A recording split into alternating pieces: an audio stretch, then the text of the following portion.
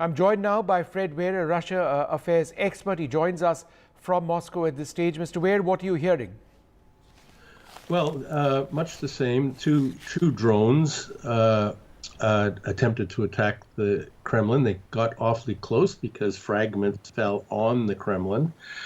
Putin was not in the Kremlin at the time, and the Kremlin says that they're not planning to change any Victory Day plans. So there should be a parade on May the 9th on Red Square, which is adjacent to the Kremlin.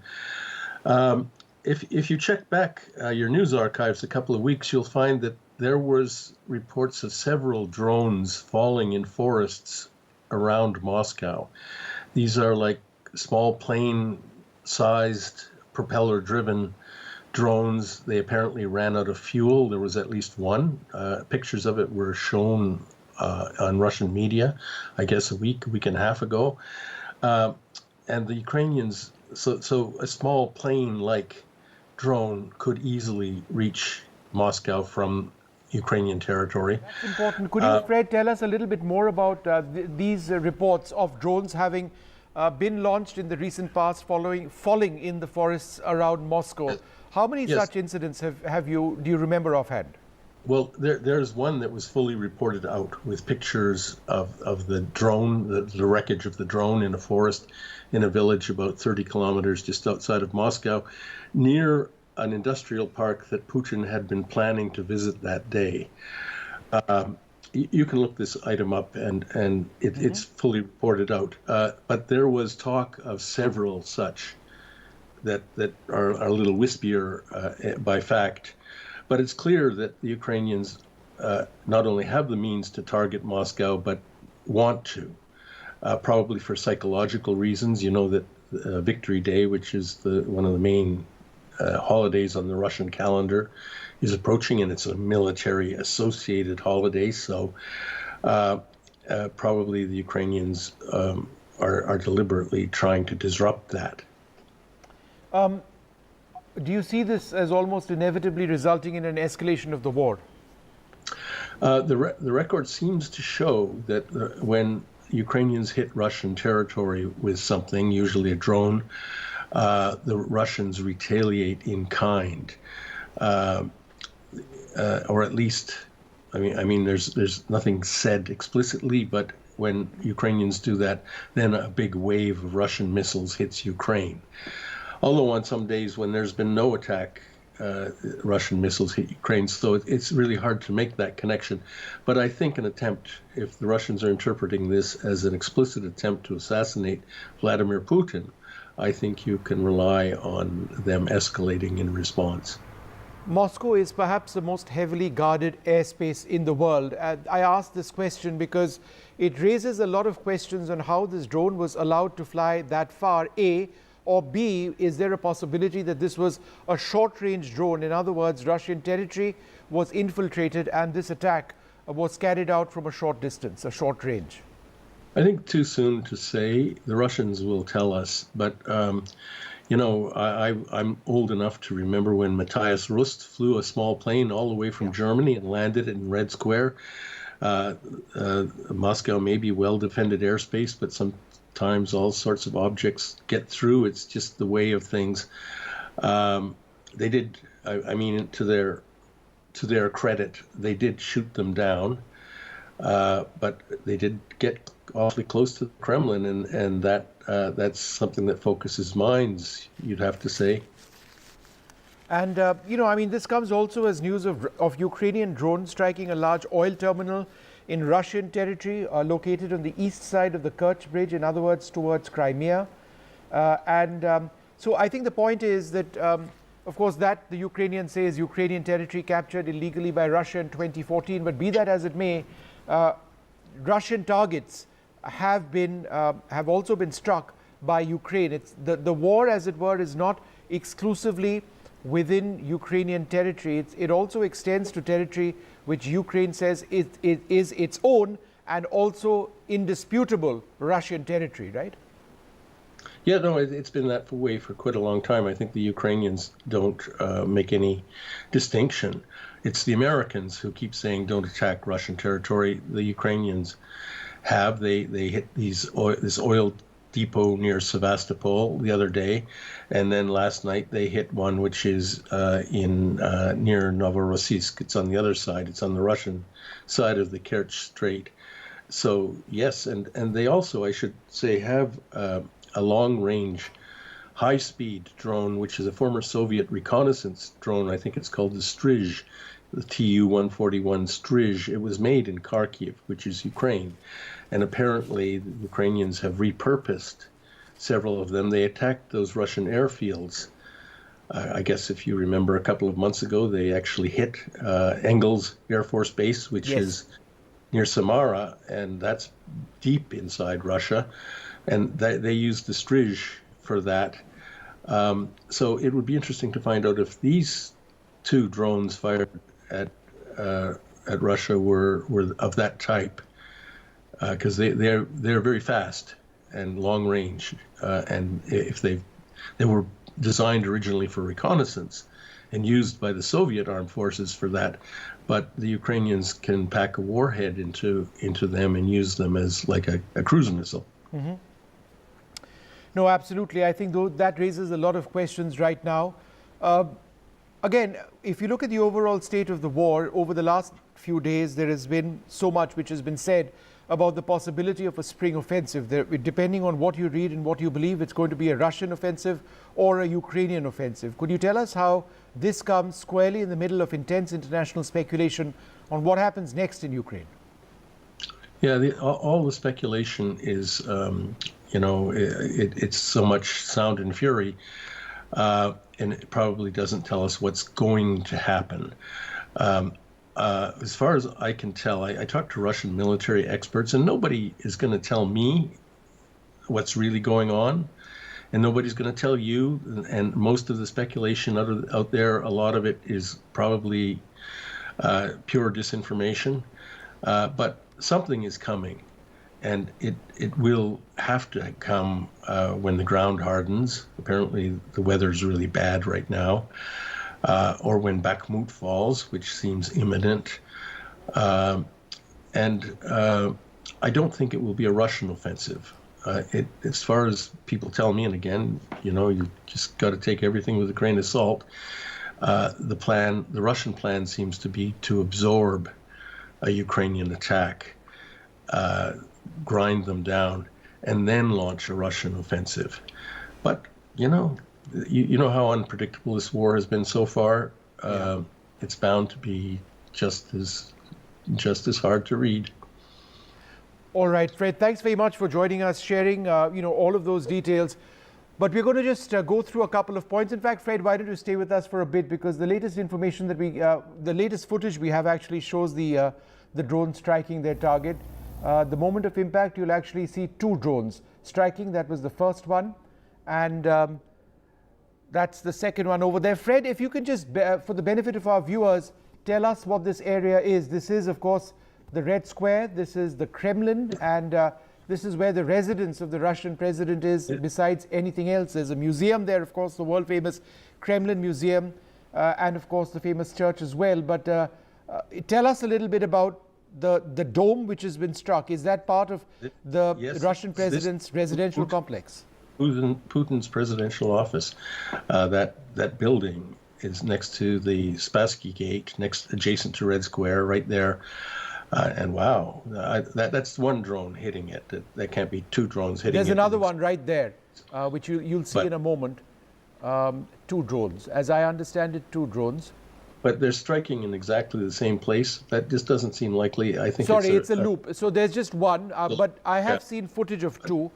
Which we will try and play out as well. But, sure. But that's pretty impressive. I mean, that's pretty scary. In fact, that does look like, even if the drone was disabled somehow, or, I mean, it doesn't seem to have delivered much of an explosive punch. Yeah, it seems a fairly small, at least if this is presumably the first one, but it seems to be a fairly small did hit. impact in terms of the damage. It may perhaps from this angle it doesn't seem to be more than a small hit on the roof on the dome. That dome is directly above Putin's office, so that's pretty direct hit. Wow. Yeah. Wow. Yes. So that is Putin's office right under the dome. Right there. Yes.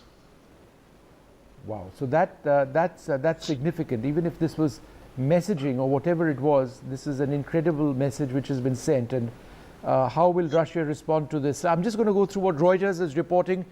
Russia has accused Ukraine of attacking the Kremlin with drones overnight in a failed bid to kill President Vladimir Putin. The Kremlin has said 2 drones had been used in the alleged attack on Putin's residence in the Kremlin citadel. That's what you see there, but had been disabled by electronic defenses. So, Fred, that's interesting. It said Russia reserved the right to retaliate, that's a comment that suggests that Moscow might use the alleged incident to justify a further escalation in the 14-month-old war with the Ukraine. There was no immediate comment from Ukrainian authorities. There's a quote in this article by Reuters: 2 unmanned aerial vehicles were aimed at the Kremlin as a result of timely actions taken by the military and special services. With the use of radar warfare systems, the devices were put out of action, is what the Kremlin says in a statement. So it is quite possible that this was just an explosion on impact, but that the actual explosive on board didn't detonate in the manner in which it was supposed to. Fred, this could just be that this is an this is an impact on this is an explosion on impact. It's not the actual detonation which was planned if the explosives on board went off. The Kremlin seems to suggest that they were able to electronically defeat this device. I do know that the Kremlin has deployed anti-drone devices extensively. Both sides in this war have, and that perhaps that may well have taken place. This drone itself was defeated. Yes, but quite a new picture in this awful, long-running, utterly unpredictable war. That's something brand new and scary as heck. Yeah, no, it is absolutely scary. I think let's also bring in another important perspective in this, that Ukraine has of late been suggesting, hinting at improving, and Fred mentioned this, their long-range strike capabilities. So that's one side of the story. The other side, of course, is that Russia would use this information to perhaps step up attacks on Kyiv. They would say that any escalation that they plan is legitimate given this Ukrainian attack. They could even use it, for example, to appeal to their allies, in other words, China, for more weapons. But it is a frightening indicator of a couple of points. Firstly, the Ukraine far more emboldened in a sense than perhaps ever before in taking the war to the heart of Russia. And secondly, the world awaits what a Russian response could actually be at this stage. And typically that Russian response comes in the form of strikes by bombers, which target Kyiv and other Ukrainian cities extensively.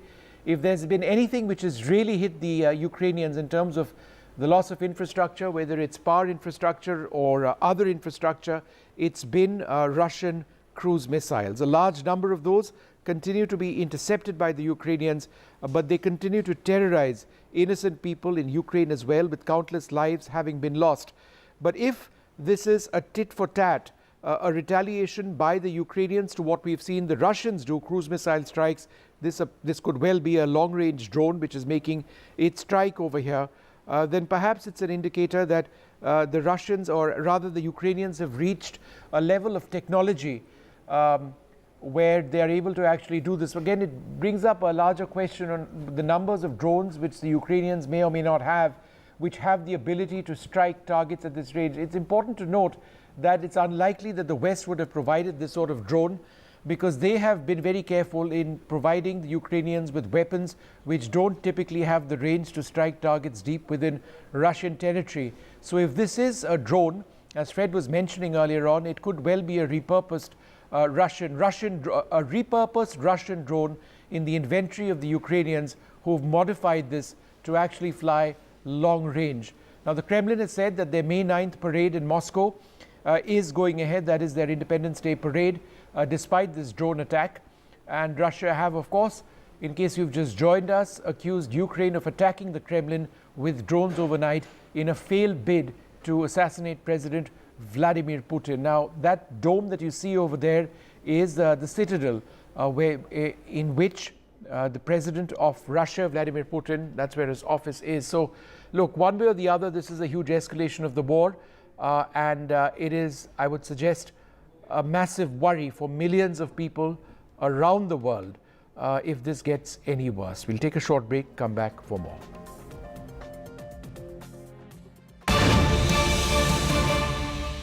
बढ़ते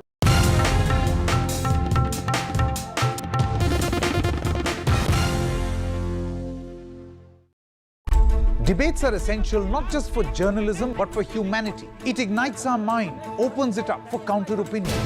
To hear all views, opinion of all hues. Which is why the oldest running debate show on Indian news television is not 23 years old, but young at 23. इस initiative को मैं अभिनंदन करता हूं कि सच को सच के रूप में पेश करने का उन्होंने साहस दिखाया. So let us begin the big fight. In a deeply polarized world, where space for disagreement is shrinking, where take it or leave it defines discourse, we take a step back. A debate has many facets, perhaps no one right answer. Left, right and center, conversations that get to the core of the debate. Left, right and center with me, Vishnu Shom, 9 p.m. on NDTV 24/7.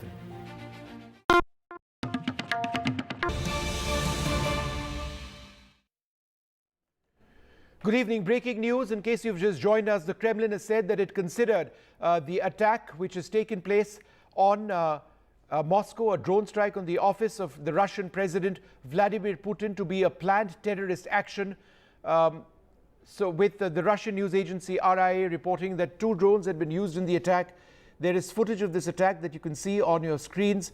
The Russians say both had been disabled by their defenses. Now, if these were electronic defenses or jammers which were used to intercept these drones, that may well have taken place because the extent of the explosion quite small. So this could be as a result of an impact taking place without the actual explosives on board going off. So that's just conjecture on my part. The Russians say that they were able to intercept these. There were 2 drone attacks which took place. Al Jazeera reporting that Russia has accused Ukraine of attempting an overnight drone attack on the Kremlin with the aim of killing President Vladimir Putin. Now, Putin in all of this is unharmed. The allegation made on Wednesday by the Kremlin and reported by several Russian news agencies. The Kremlin has warned that Russia reserves the right to retaliate and that it's viewed the alleged assault as a terrorist attack. The Kremlin has assessed these actions as a planned terrorist act and an assassination attempt on the president on the eve of Victory Day on the 9th of May. They have subsequently said that that 9th of May day is going to, Independence Day celebrations will carry on. They say that Putin has not changed his schedule. He was working as usual. But this video is now confirmed to actually have taken place. Moscow has now banned civilian drones from operating in the Moscow area. Now, it is interesting that they would ban civilian drones. Is that a suggestion that what struck was a short-range drone and not a long-range Russian drone, a Ukrainian drone? That's a question that needs to be asked, because so far it was believed that the Ukrainians didn't have drones of the range which could target Moscow in any way. Now, the Russian capital, meanwhile, as I said, has banned the use of unauthorized civilian drones in the city. It follows the Kremlin claims that it foiled an assassination attempt on Vladimir Putin. Let's just go back to Fred Weir at the stage. Fred, any thoughts on what we are seeing, any sort of initial analysis that you can share with us? Well, certainly it makes sense to ban the use of civilian drones, not simply because there's a lot of them up there these days. Moscow is a cosmopolitan place, and all sorts of people are using drones, and they will confuse the radars and the air defenses. So they want a nice clear space. I think that the Ukrainians don't really care about suggestions of Russian retaliation because the Russians are already bombarding Ukraine pretty thoroughly, and I don't know how it would change, you know. So I guess the Ukrainians are doing this for psychological reasons because they can't really retaliate in kind, can they? What they can do is something spectacular, something that strikes fear into the heart, and I think that's what they're aiming to do here. I don't think this has any military significance, but psychologically, it's a blow, and I guess Russians will be talking about it, and let's see what the Russian media makes of it in the coming hours. It's going to be very interesting how they process this, because it is something quite spectacular and new. All right, and you can confirm that this is the dome. This is underneath which lies Putin's office, right? Right. No, that's the presidential palace right there, right next to the wall, and you can see in the picture, you can see Red Square, the Tribune, beside Lenin's mausoleum, in the preparations for the 9th of May parade. No, that's the exact spot. All right, and in terms of typical reactions, how do the Russians typically react to an attack on their territory? Well, obviously, it's a blow, but I think if Russians were going to lose their nerve or change their views, they would have done it by now. I don't think this will change anything. As far as one can see, and I spend a lot of my time doing the sociological stuff, talking to pollsters and people who do this sociology, the Russian population is mostly acquiescent, but large portion totally in support, and another portion opposed. But basically, the Russian people are behind the war, even if not enthusiastically so. And as spectacular as that is, I don't think that's going to change anybody's mind. All right. Fred, thanks very much for being with us. I'm going to go across to my colleague Maha Siddiqui as well. Maha, the Russian foreign minister, is he already in India for the SCO talks? Is he expected to be there tomorrow? Do we know anything about whether that visit is going to go on as expected? Well, as of now, there is no change in the visit. At least that's what we are being told, that when he lands in India, we will be intimated of him being here along with the delegation. He's yet to land in India. Most of the delegations are landing here in Goa tomorrow, because there is a gala dinner tomorrow in the evening, and then the SCO foreign ministers meeting happens on Friday. But certainly these developments are going to be very significant, not only because India is the president for both the SCO, that is the chair for the SCO, but India is also the president of the G20. And when Sergei Lavrov comes here for the SCO foreign ministers meeting, he is expected to hold a bilateral meeting with S. Jaishankar, and now this bilateral meeting will be in the backdrop of the Kremlin claim that there was an assassination bid on President Vladimir Putin with a drone strike that was foiled by Russia just above the presidential palace. So clearly things are changing very rapidly at the moment, Vishnu. Also, remember, a White House report very recently has suggested that about 20,000 Russian soldiers have been killed in the Ukraine war, and also the fact that on the 9th of May, the Russia Day celebrations were being curtailed to some extent. All this put together puts a very significant and interesting development right now, with India hosting the SCO foreign ministers meeting in 2 days from now. When Lavrov visits India, what is the message that he's going to communicate to S. Jaishankar? What is the stand that Russia will take now vis-a-vis the West, not just Ukraine?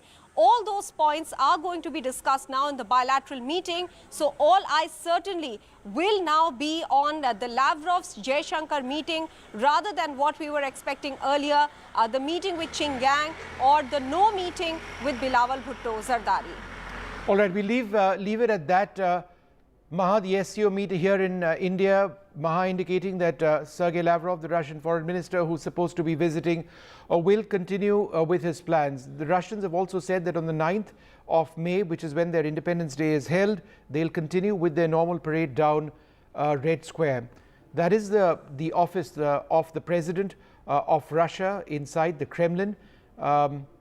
And that's where that explosion has taken place. Now, whether it is the true impact of a drone strike or not, we need to know, because the Russians claim that this has been intercepted. Now, when an intercept takes place, it often takes place through electronic means. Typically, that is how drones from a short range, relatively short range, can be taken down. So, is this the impact as a result of the drone just striking the top of that building, the dome of the building, without its explosives or its warhead actually being detonated, or is that in fact the detonation taking place? Now, we've got several reactions coming in. Ruslan Botnik, the director of the Ukrainian Institute of Politics, joins us now. Mr. Botnik, do you believe that this was a Ukrainian attack?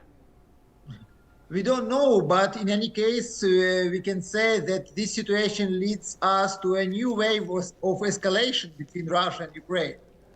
And there is a different conspiracy theory what happened, starting from that it was done by Russia to make an example for using against Ukraine a new weapon, maybe tactical nuclear weapon also.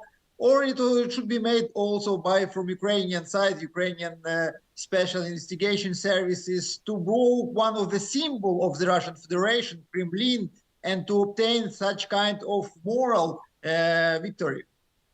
Is it your belief that it's almost inevitable that Ukraine will now face more cruise missile or other attacks in the immediate run? It's possible, I think, and I want to remind our audience one more important thing. Mm-hmm. The Prime Minister of Israel, ex-Prime Minister of Israel, Mr. Bennett, said that President Putin gave a statement in the beginning of the war that he is not going to kill Zelensky. He made, and it was the words of Mr. Bennett. And nowadays it looks like this guarantee is broken because of this strike. Maybe this situation will open the new wave of escalation, and with the main target with Ukrainian leadership nowadays. Additionally, Ukrainian leader, Ukrainian president today is abroad. He has a trip abroad which wasn't announced before. All right. And are there air raid sirens, or are there alerts already being sounded in Kyiv?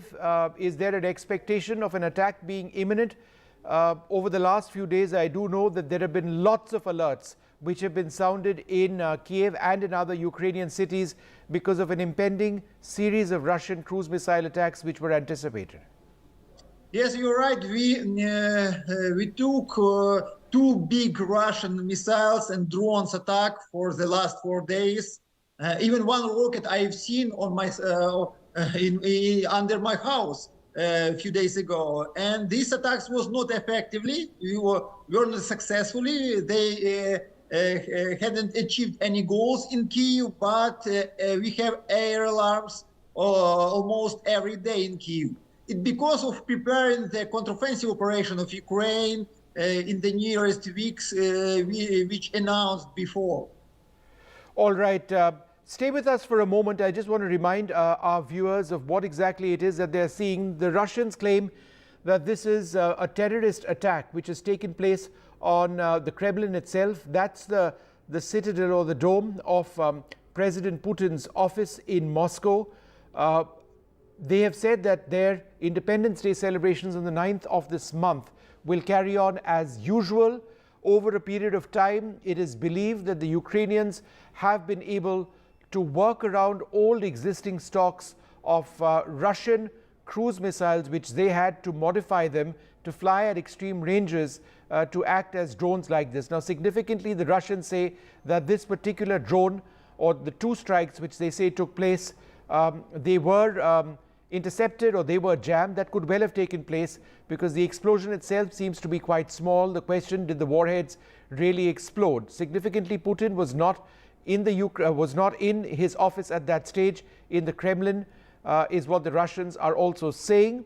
And so they've also stopped, and this is important because they say that they've stopped the use of all small drones or personal drones within the Moscow area, which would lead many to ask the question whether this was actually a drone which was launched from a short range from within Moscow or an area close to Moscow, and it flew a short range to strike this target, or was it indeed a Ukrainian long-range drone? Let me just go back to our Ukrainian guest with this question. At this stage, Ruslan, do you believe that most people in Ukraine don't really care if there is an escalation because they've seen it for so long, and they are still, popular opinion is squarely with Zelensky, and therefore do you sense that something like this would have public acceptance despite what might be coming your way? In Ukraine, these news are accepting like a victory, and we have like a small celebration. I'm talking about the average people, of course. And when we are talking about political expertise and politicians, they are thinking over what will be the revenge of Russia, because we understand this symbolic victory of Ukraine, which make a big pressure for the Russia authority around the world. Russia is not possible to leave it just in these things, and we will be waiting what will Russia will answer for Ukraine for this attack, because in Ukraine is claimed in this attack in any case. And I think, Ruslan, one final question. You make an important point when you say that, Zelensky could be counter-targeted. That's something the Russians have possibly not done earlier on. That might now be taking place.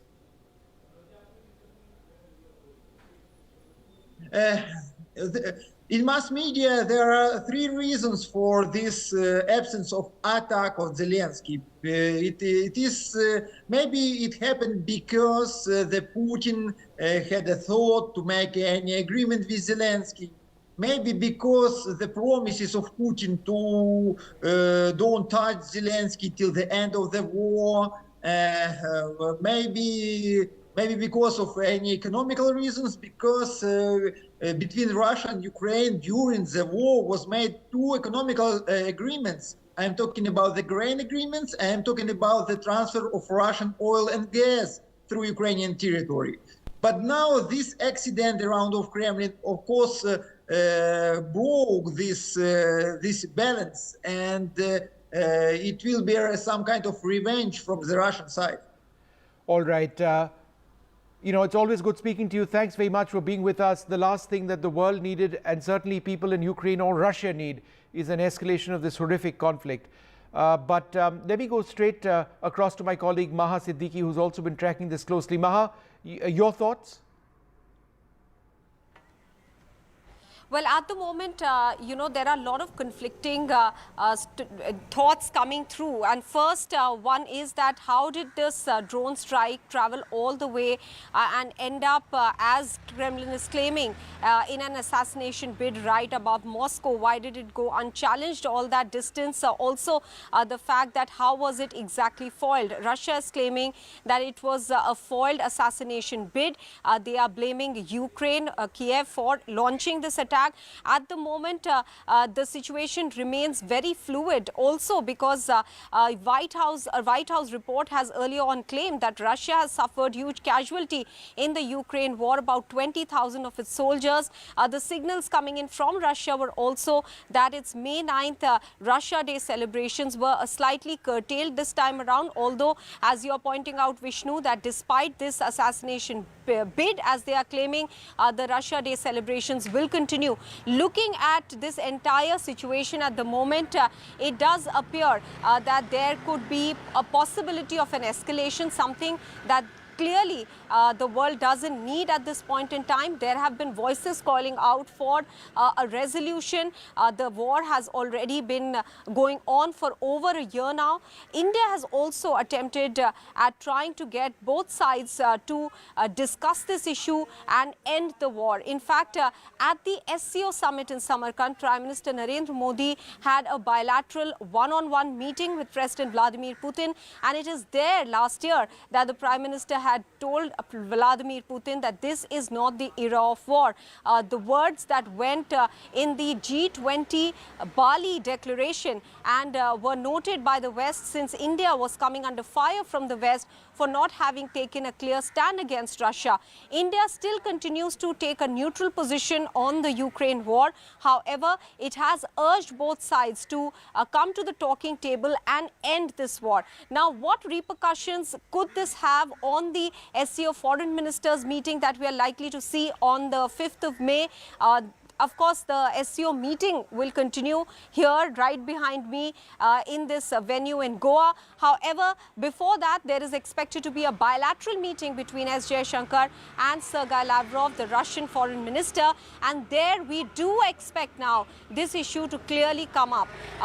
The point that Sergei Lavrov or Russia would try to make is that this was an assassination bid, that Ukraine has gone rogue. Allegations that they've already been making that the NATO moving eastwards is a threat to Russia, with Finland also joining NATO now. The NATO border along with Russia has increased manifold. Interestingly, at this moment, President Zelensky, Ukrainian president, has been traveling to Finland as well. All these make this meeting between S. Jaishankar and Sergei Lavrov that will become extremely significant when it is held tomorrow. The delegation is expected to land only tomorrow, is what we have been told so far. We have asked whether there has been any change of plan because of this new development. So far, we are being told that we will be informed when Sergei Lavrov and the delegation land here in India and Goa.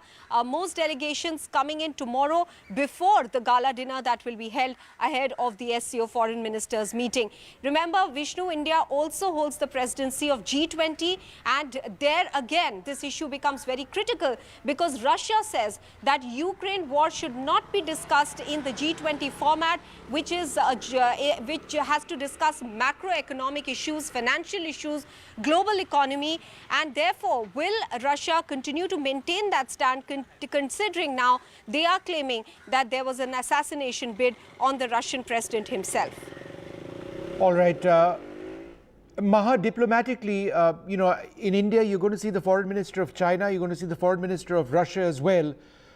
There's been this exchange between China and Russia for a while, which several countries around the world are concerned about. There have been question marks on whether China is going to provide weaponry to Moscow. Could this situation actually trigger a resumption of that conversation? Well, at the moment, if you, Vishnu, if you go back a few days, we have seen Chinese President Xi Jinping also holding a phone conversation with Volodymyr Zelensky, the Ukrainian president. And Zelensky himself described the conversation as long and meaningful. This is after French President Emmanuel Macron had traveled to Beijing and in fact had told President Xi Jinping that he should try and knock some sense into Russia, clearly indicating that China is in a position to influence Russia and bring an end to this war. In that context, we saw China speaking to the Ukrainian side. However, China has firmly sided with Russia, and we've seen that clearly reflect in the G20 platform. You've seen the finance minister and the foreign ministers meeting, both held in India in February and then in March, in which there was an attempt to get some sort of consensus going and have a full outcome document with consensus. But we saw a chair's summary with 2 paragraphs being highlighted, which Russia and China did not agree to. And these 2 paragraphs were with regards to Ukraine war. Interestingly, these 2 paragraphs were exactly similar to what was included in the Bali Declaration, with which both Russia and China had agreed. But Russia says that over the last few months, a lot has changed in the war around Ukraine, and therefore they cannot continue to side or agree on the language that is being used in the G20 text. So all this makes the situation at the moment very interesting also because China has very openly sided with Russia now. In fact, some experts claim, Vishnu, that Russia is now becoming a junior partner of China. This is the West's version. We joined at this stage, Maha, stay with me, Svyatoslav Yurash, the Ukrainian MP and head of the Parliamentary Friendship Group with India. How do you react to what we are seeing? Is this a Ukrainian attack? I mean, the first facts are very unclear. I mean, you've seen in the last year groups in Russia who have been formed against the policies of Mr. Putin. You've seen various different groupings that are certainly anti-Russian happening with Russians all over the world, in Syria, in Africa, in Venezuela. So it's very clear that whatever this was, it's a clear reminder that aggressive policies, imperialistic policies of Mr. Putin have their enemies around the world. Do you believe that it's now inevitable that within hours even possibly there could be retaliation on Kyiv, or not just Kyiv, but Ukraine? We are fighting a full-scale war right now. There are thousands of people that are dying and fighting every single day. There are millions displaced. They've tried to take Kyiv and they failed. They've been back. They've attacked Kyiv throughout all the last year. They've attacked downtown, where I am right now. They failed miserably. The drones have been shut down, the rockets have been shut down. So, I mean, the point here is it's no shocking idea that Russia can attack, because it has tried to attack and failed time and time and time again. It can fail some more if they wish. Do you believe that this could result in an assassination bid on President Zelensky, who's, as I understand it, by and large not been targeted by the Russians directly?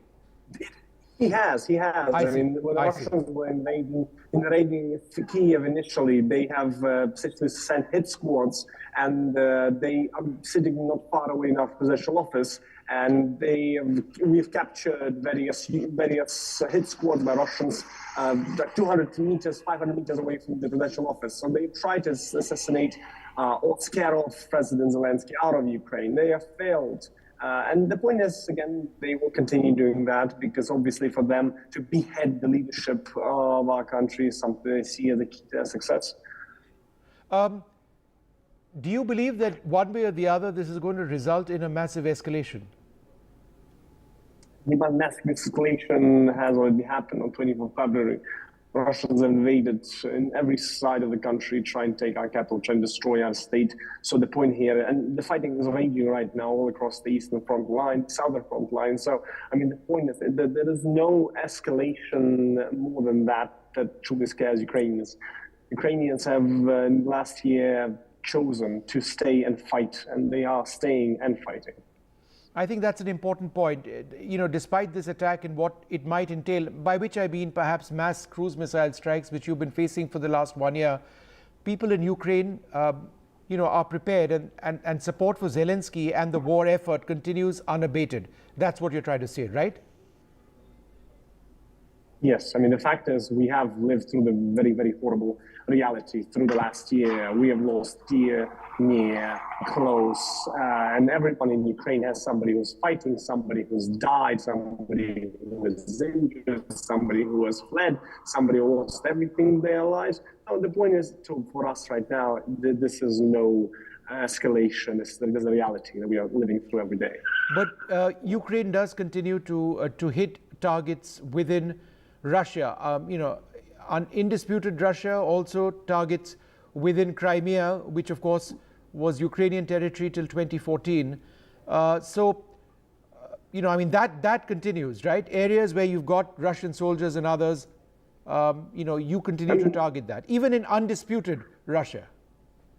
I mean, the fact of the matter is Russia's playing many things. It's very hard to pin down exactly the facts, and it's quite impossible to verify them. So the point for us is that we are essentially fighting a full-scale war that Russia has launched and Russia is waging on us. So they shouldn't be surprised to see things happen that decrease their capacity to wage war in our country, because we aren't interested in war.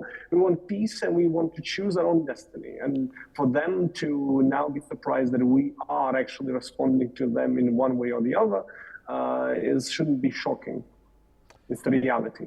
All right, Mr. Yurash, thank you very much. The Ukrainian MP, Sviatoslav Yurash, speaking to us. We'll take a short break, come back with this in case you've just joined in. The news that we continue to track is the fallout of what the Russians say is an assassination attempt on the life of their president, Vladimir Putin. A drone strike, they say 2 drones, which hit the presidential, the dome of the presidential office in the Kremlin in Moscow in the early hours of the morning. We'll take a short break, come back with more.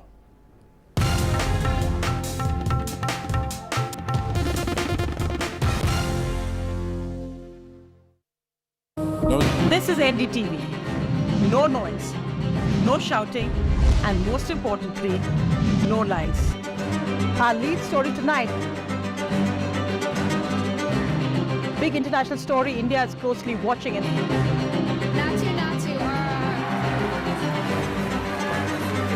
News that informs and inspires. The news with Sonia Singh, Monday to Friday at 8 p.m. only on NDTV 24/7. The only side we're on is yours. Gadgets 360 is here to help you with all your tech needs. Gadget 360, Gadget Love. Gadgets 360, Gadgets Love. You too can get some gadget love with buying guides, expert reviews, and all the latest news on Gadgets 360. 20 years since we started, this music has been with you. Now, we want you to share your version of it. Let your inner artists out by creating an incredible remix of the NDTV signature track. Log on to ndtv.com/bestofndtv. Get inspired and submit your rendition. One winner gets an all-expense paid holiday for 2. NDTV 24/7 20th year celebration.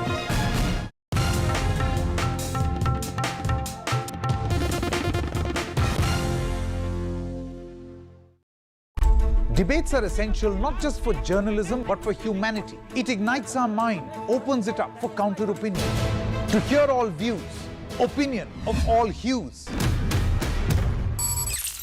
Which is why the oldest running debate show on Indian news television is not 23 years old, but young at 23. इस initiative को मैं अभिनंदन करता हूं कि सच को सच के रूप में पेश करने का उन्होंने साहस दिखाया. So let us begin the big fight. In a deeply polarized world, where space for disagreement is shrinking, where take it or leave it defines discourse, we take a step back. A debate has many facets, perhaps no one right answer. Left, right and center, conversations that get to the core of the debate. Left, right and center with me, Vishnu Shom, 9 p.m. on NDTV 24/7.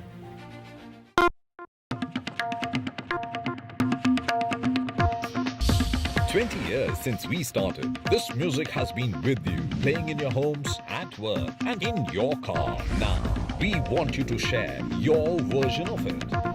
Calling all music buffs from across India to let your inner artists out by creating an incredible remix of the NDTV signature track for the world to hear. Log on to ndtv.com/bestofndtv to access the original track. Get inspired and submit your rendition. One winner gets an all-expense paid holiday for 2 to the luxurious Alila Fort, Bishangarh, Rajasthan. NDTV 24/7 20th year celebrations. This is NDTV. No noise, no shouting, and most importantly, no lies. Our lead story tonight. Big international story India is closely watching.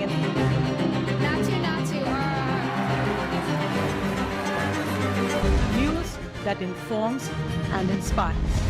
The news with Sonia Singh, Monday to Friday at 8 p.m. only on NDTV 24/7. The only side we're on is yours. Gadgets 360 is here to help you with all your tech needs. Gadget 360, Gadget Love. Gadgets 360, Gadgets Love. You too can get some gadget love with buying guides, expert reviews, and all the latest news on Gadgets 360.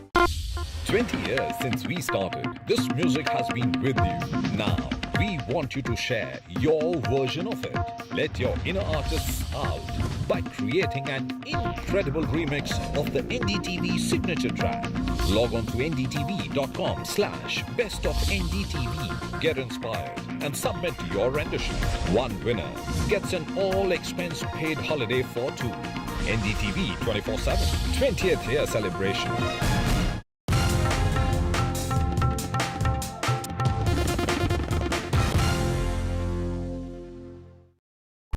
Debates are essential not just for journalism but for humanity. It ignites our mind, opens it up for counter-opinion. To hear all views, opinion of all hues. Which is why the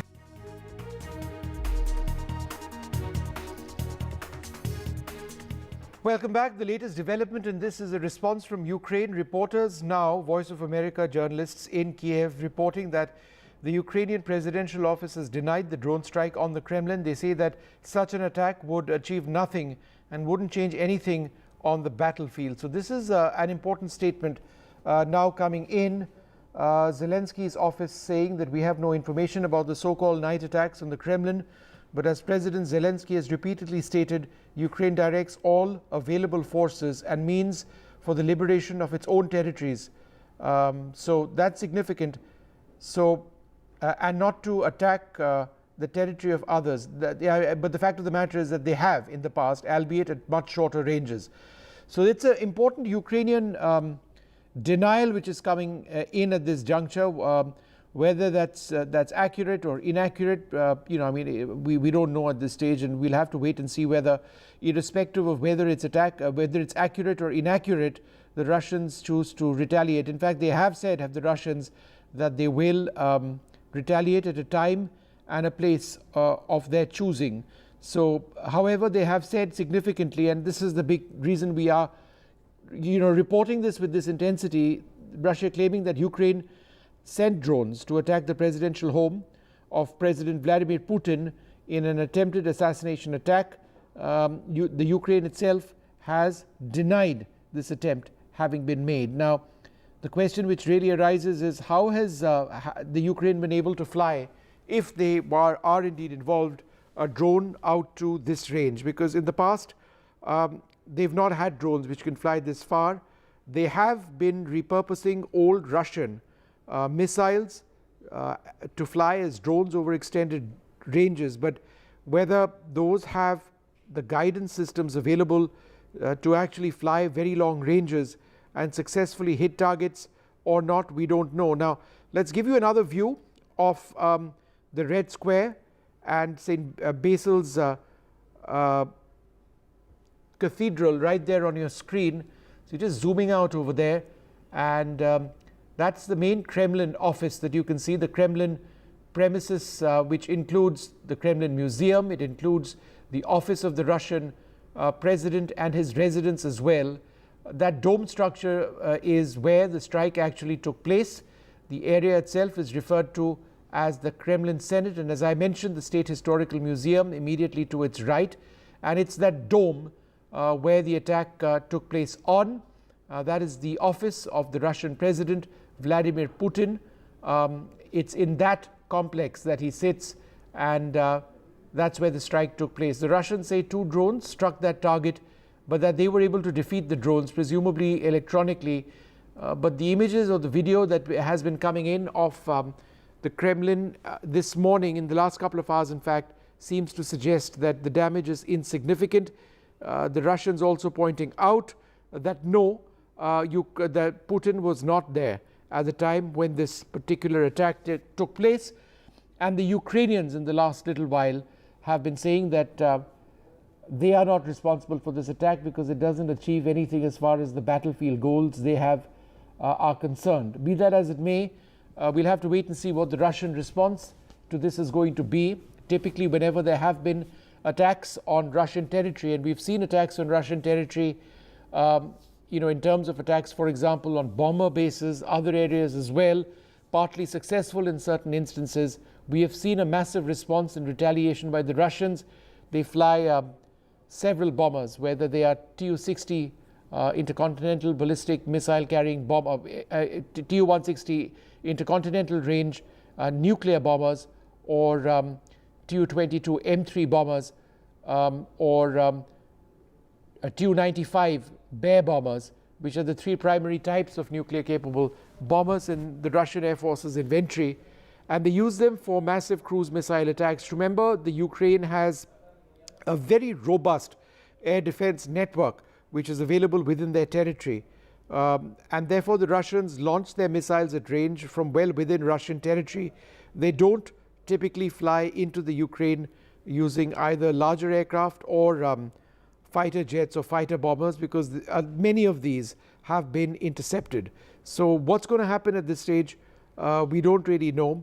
But the Russians have said that they reserve the right to retaliate. I think besides the immediate, I think it's important to also look at where this war is. We're now more than a year down. There is no sign of the war ending. There are expressions or suggestions that the Ukrainians are on the verge of a spring offensive. The Russians have fought hard in trying to retain the city of Bakhmut to the east of Ukraine, which was captured by Ukraine after they launched their last offensive, or as part of their last offensive, when several cities in the east of Ukraine were liberated. But the Russians made their stand in Bakhmut and continue presently to occupy large parts of it. But there have been so many reports that the Ukrainians have been waiting for the soil to firm up, for the snows to melt before resuming attacks in this conflict. Now, it is a battle of attrition, it needs to be said, on both sides. Declassified or classified, I should say, American reports which have recently come to light suggest that in America's estimate, more than 200,000 Russian soldiers have been killed. There is no accurate estimate of what the Ukrainian numbers are, but some would suggest that it would possibly be in that ballpark. By any stretch of the imagination, the number of casualties for both sides untenable and cannot be sustained for an indefinite period of time. Russia has called in reservists. Many of them have been deployed. But it's quite clear that it's going to take a great deal more than the missile attacks taking place, or the bombing or the artillery attacks, which the Russians have been relentless in bogging down the Ukrainians. At this juncture, the primary objective of Russia in this war, which is a change of regime in Kyiv, and the fall of Kyiv, has not been achieved. It's not going to be achieved, it should be said, with the involvement of NATO, at least in supplying Ukraine with state-of-the-art weaponry. So it really is now a battle of attrition. In many ways, some of the ground attacks which have been taking place in the eastern part of Ukraine are similar. The style of war, the use of infantry and tanks now almost seem like a World War I sort of battle, where infantry soldiers manage to make progress for just a few hundred meters in certain sectors before they're pushed back. It's a trench battle which is taking place as well. It's an inch-by-inch battle for territory. The larger question is also on what Russia can do in terms of stockpiling weaponry, because a large amount of their primary missiles, and I'm talking about cruise missiles, would have been expended by now. And how soon can they build up weaponry? Do they have the economy to actually be able to sustain that? And it's true also of NATO. Considering the amount of munitions which have been expended in this war, does NATO have the ability of refueling, or rearming, I should say, Ukraine to carry on with the war? These are important factors as well. But the chance of an immediate escalation, very, very high indeed. We'll take a short break, come back with the very latest.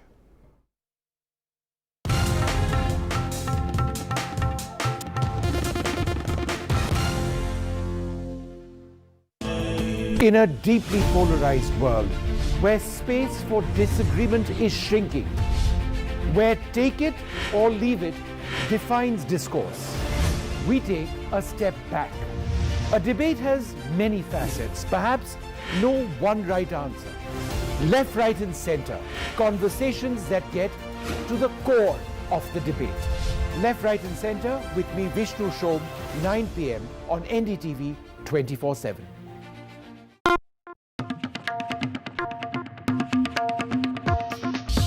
20 years since we started, this music has been with you, playing in your homes, at work, and in your car. Now, we want you to share your version of it. Calling all music buffs from across India to let your inner artists out by creating an incredible remix of the NDTV signature track for the world to hear. Log on to ndtv.com/bestofndtv to access the original track. Get inspired and submit your rendition. One winner gets an all-expense.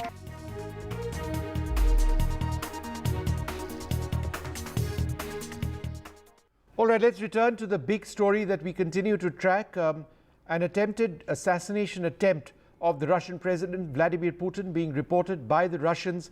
This is in the Kremlin, that is the Russian presidential complex, right on Red Square.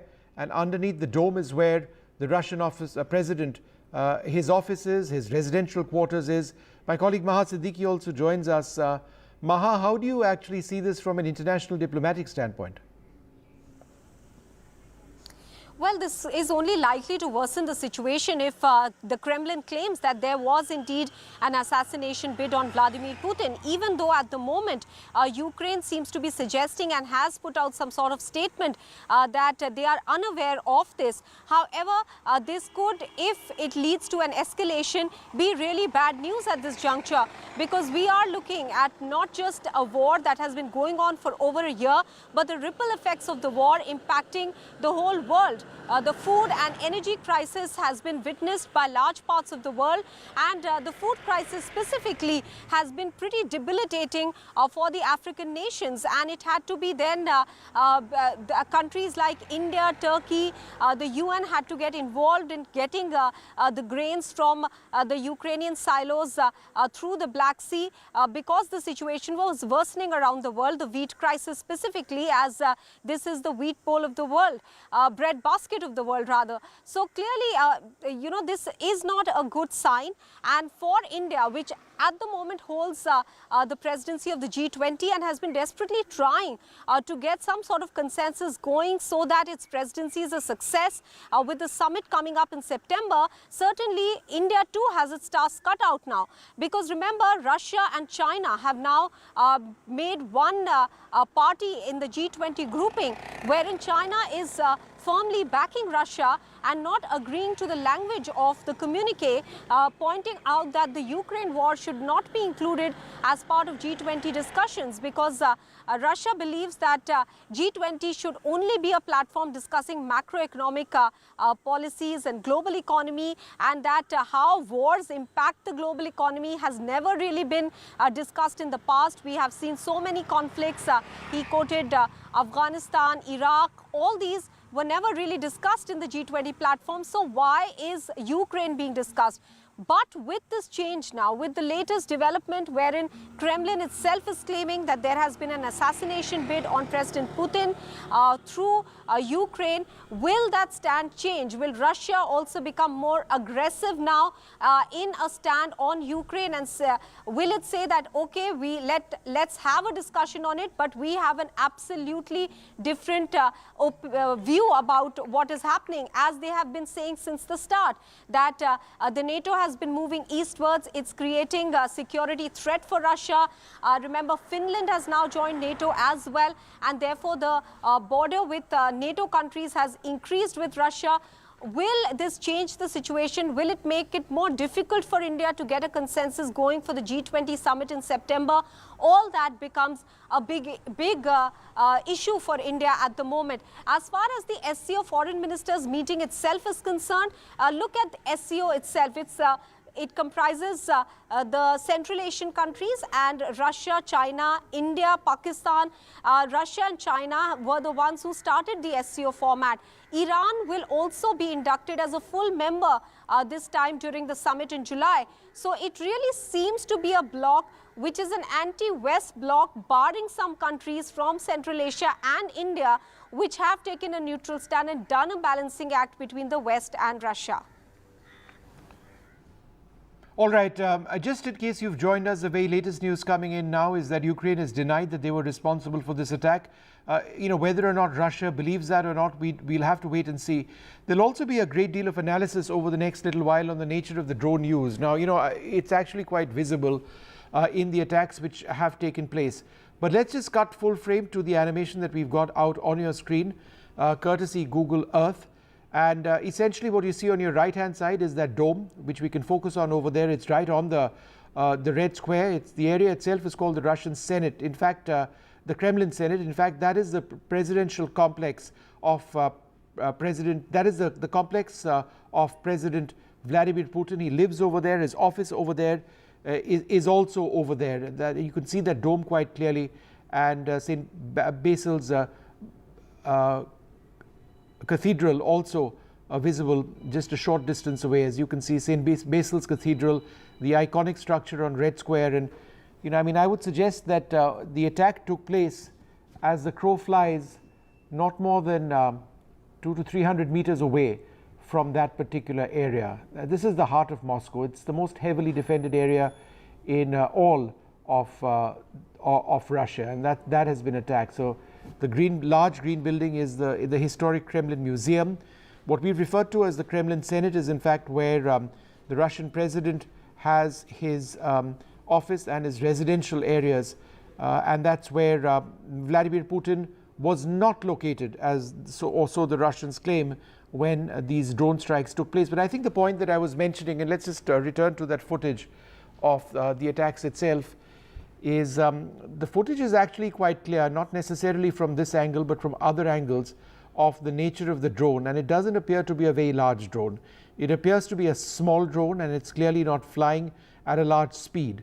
So this was not a rocket propelled drone, it appears, at least not what's striking that structure in the Kremlin. It seems to be a smaller drone, which begs the question, was this in fact launched from within Moscow?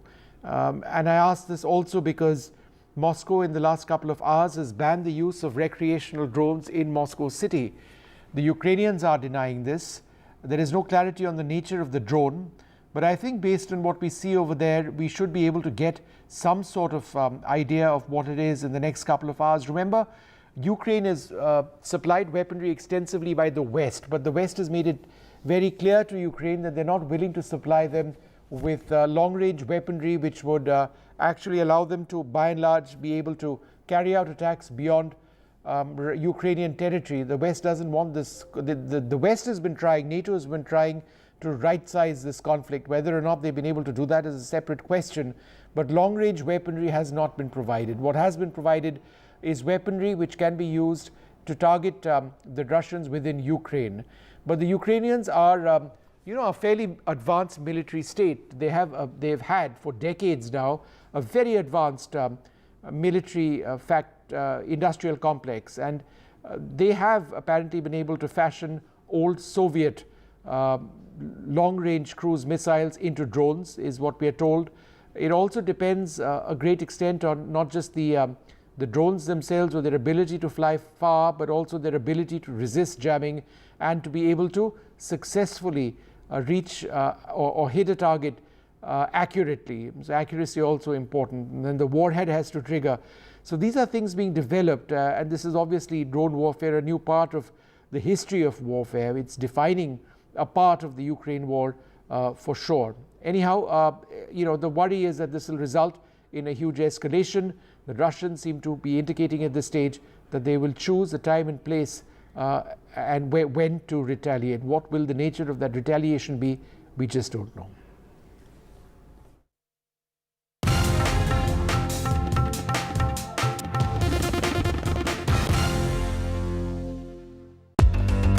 This is NDTV. No noise, no shouting, and most importantly, no lies. Our lead story tonight. Big international story. India is closely watching it.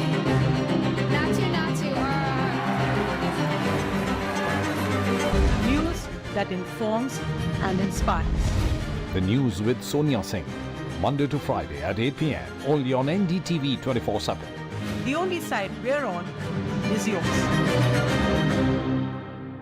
Gadgets 360 is here to help you with all your tech needs. Gadget 360, Gadget Love. Gadgets 360, Gadgets Love. You too can get some gadget love with buying guides, expert reviews, and all the latest news on Gadgets 360. 20 years since we started, this music has been with you. Now, we want you to share your version of it. Let your inner artists out by creating an incredible remix of the NDTV signature track. Log on to ndtv.com/best of NDTV. Get inspired and submit your rendition. One winner gets an all-expense paid holiday for two. NDTV 24/7 20th year celebration.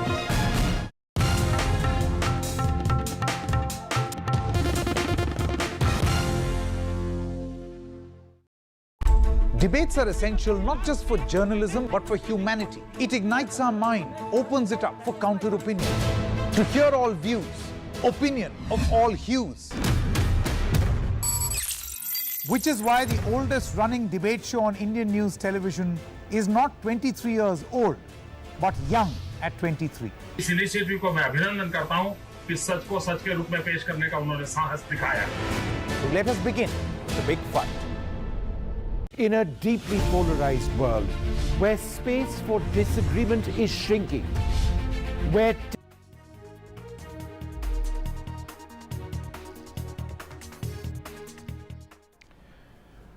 Welcome back.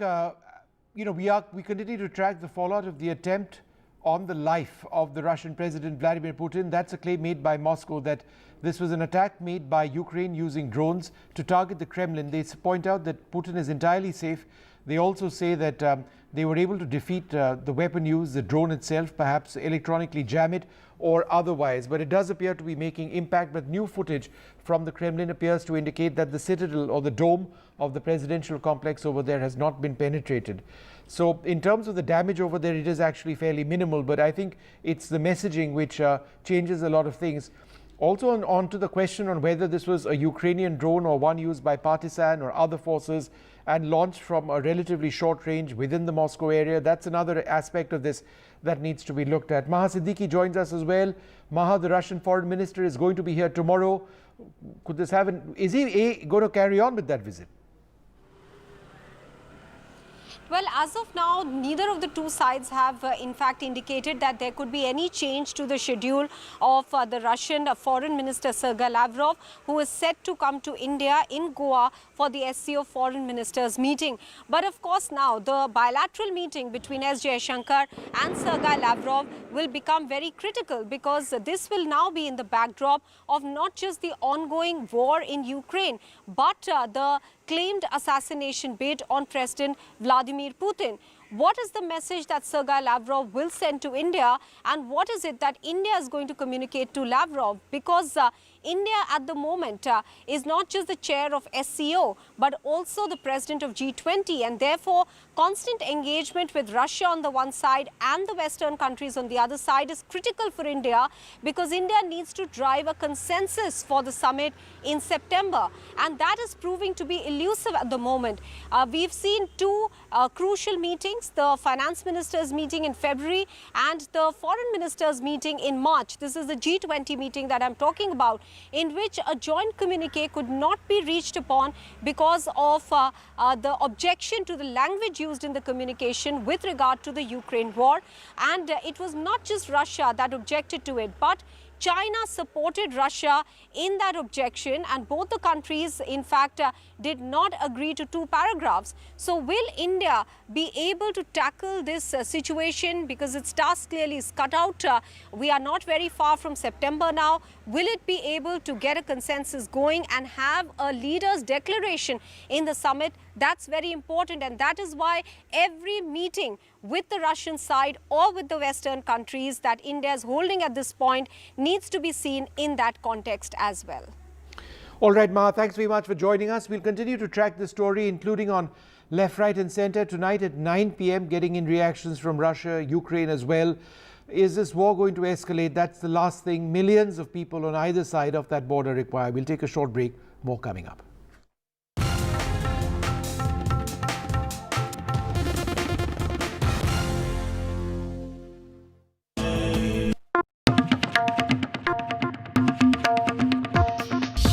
20 years since we started, this music has been with you, playing in your homes, at work, and in your car. Now, we want you to share your version of it.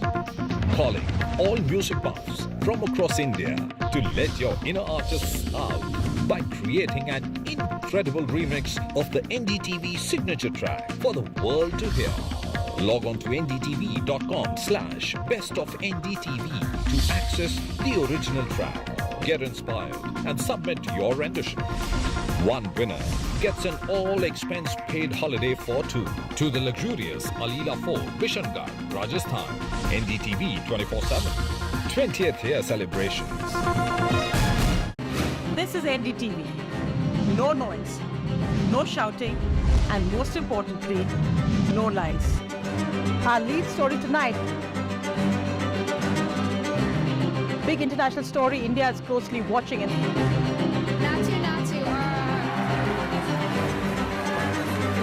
News that informs and inspires.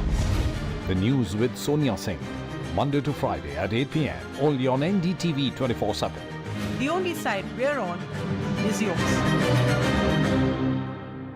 Gadgets 360 is here to help you with all your tech needs. Gadget 360, Gadget Love. Gadgets 360, Gadgets Love. You too can get some gadget love with buying guides, expert reviews, and all the latest news on Gadgets 360. 20 years since we started, this music has been with you. Now, we want you to share your version of it. Let your inner artists out by creating an incredible remix of the NDTV signature track. Log on to ndtv.com/bestofndtv. Get inspired and submit your rendition. One winner gets an all-expense-paid holiday for two. NDTV 24/7. 20th year celebration.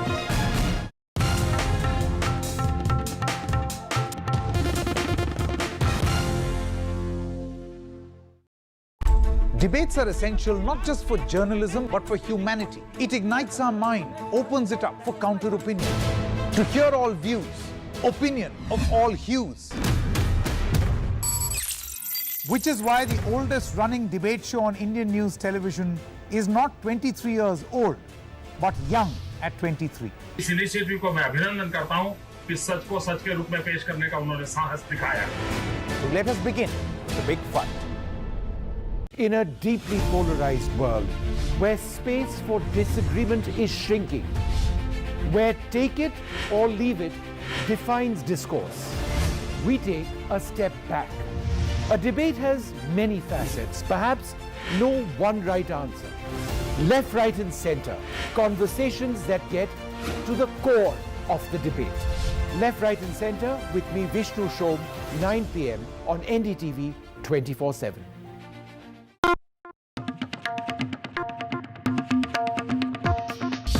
Twenty years since we started.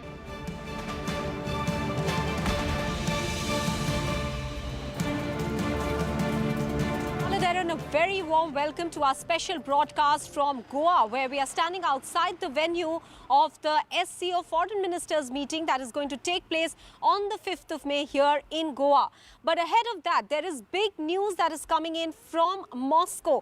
Kremlin claims that there was an assassination bid on President Vladimir Putin, that 2 drones were fired from the Ukrainian side. Though Ukraine has in fact said that they are not aware of any such drone strike. The alleged drone strike in Russia that comes as Moscow launched a new wave of attacks across Ukraine on Wednesday, including Kyiv. No casualties have been reported in the drone strike that Russia is claiming was meant to assassinate President Vladimir Putin. He was not in office at that moment and is safe, is what is being reported from Moscow. Russian state media said that a drone strike did cause a large fire at an oil storage factory in southwestern Russia near a bridge which was annexed to Crimea. This was another drone strike that Russia, in fact, has pointed out, which has caused a huge fire. Meanwhile, President Zelensky of Ukraine is at the moment in Finland. And remember, Finland has become the 31st country to have joined the NATO. NATO and its movement eastwards was one of the reasons that was cited by Russia for the invasion of Ukraine, saying that NATO is moving eastwards and it is causing a security threat to Russia. With Finland having joined NATO as well, the border of NATO with Russia has increased manifold, and now President Zelensky is in Finland. He is meeting with his Finnish as well as other Nordic counterparts. Finland shares its border with Russia and became a NATO member as well. But the big claim here by Kremlin that there was an assassination bid on President Vladimir Putin, will it end up escalating this war that we are seeing? And what repercussions could it have for the world and for India as well? That is not just the chair of the SCO, but also the president of the G20 this year. Does India have its task cut out as far as reaching a consensus is concerned?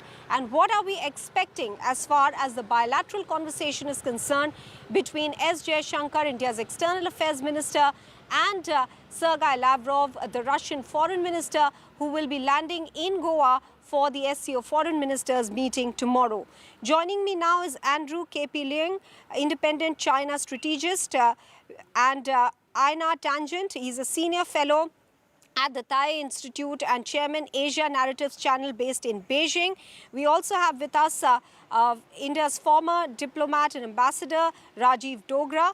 All of them are here with us on the show. First, let me go across to Rajiv Dogra. Sir, how do you assess the situation as we are seeing the developments in Moscow, with Kremlin claiming that this was an assassination bid on President Vladimir Putin? Well, there are two things. One, of course, the Ukrainian claim that they were not responsible for it, implying thereby that this is a false flag operation by Russia itself. Second is the response, or rather the first input coming in from Russia, that Kremlin has been attacked, and not just Kremlin, but President Putin was the target of this attack. Now, that is very serious, because the highest symbol of any country is the seat of its highest power, in this case, the president's palace.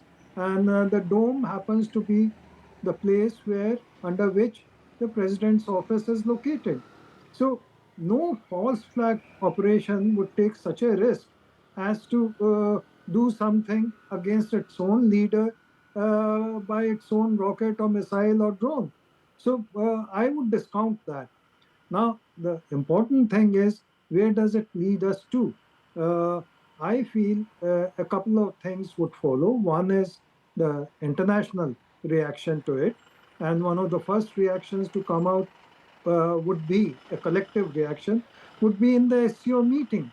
In G20 meetings, the Western attempts to have a resolution favoring them, or part of the resolution favoring them, was blocked by Russia and China, as you say. But here, the Western bloc is not represented. So let us see over the next 2 days how a statement or declaration comes out of the SCO meeting on this issue. The second is, how would Russia react to it?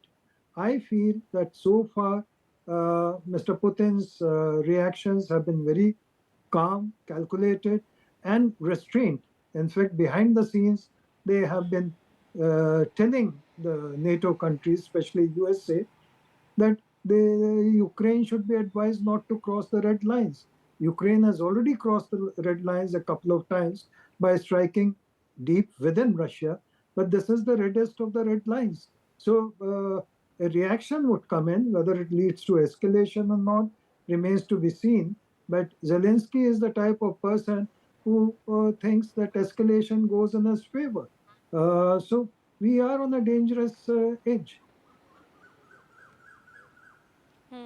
And certainly at this juncture, as you are rightly mentioning, the first major reaction that we will see from the global community will be here in Goa as the SCO countries are going to meet, the foreign ministers are going to meet. They will most of the delegations will land here in Goa tomorrow.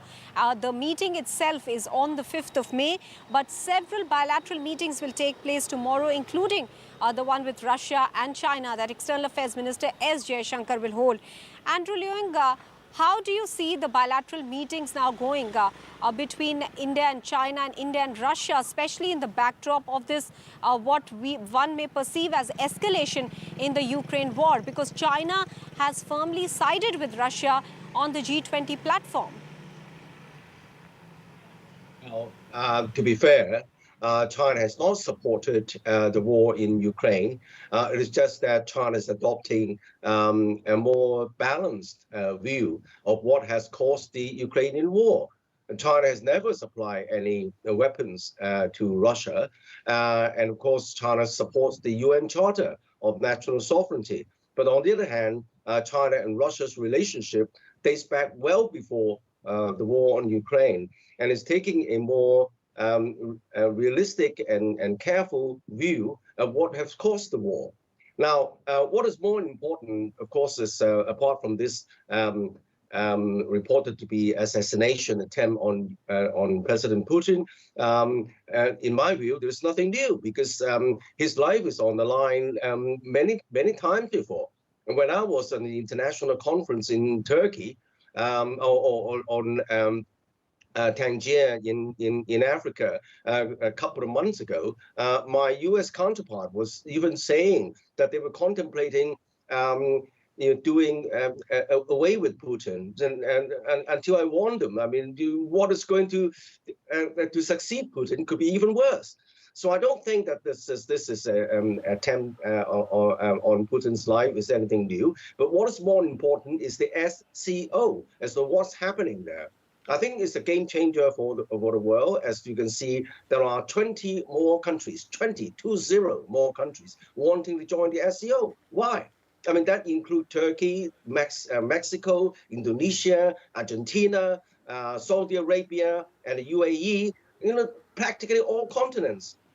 Because the world is changing. It's no longer dictated entirely by the United States hegemony.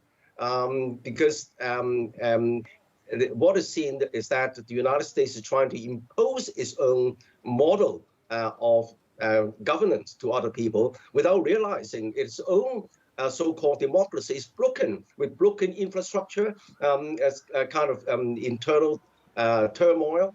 How should China, according to the Harvard Kennedy School and the Elderman Trust, the government is most supported by these people. And according to the Ipsos IPSOS research center based in Paris, the Chinese people is regarded as one of the happiest in the world. Why should China learn from the United States? So I think that there is a kind of false rhetoric. And what's happening with this Shanghai Cooperation Organization is that many developing world countries are taking the same view that they should seize their own development without following either United States or China or Russia. But I think every country is should be respected, and that's part of the UN Charter. And that's the meeting in SCO, and the fact that 20 more countries wanting to join is in fact a signal that the world, the tide is turning. The tide is turning away from wars, a lot of pointless wars, disastrous wars in the Middle East and elsewhere, and focusing on development, peace and development.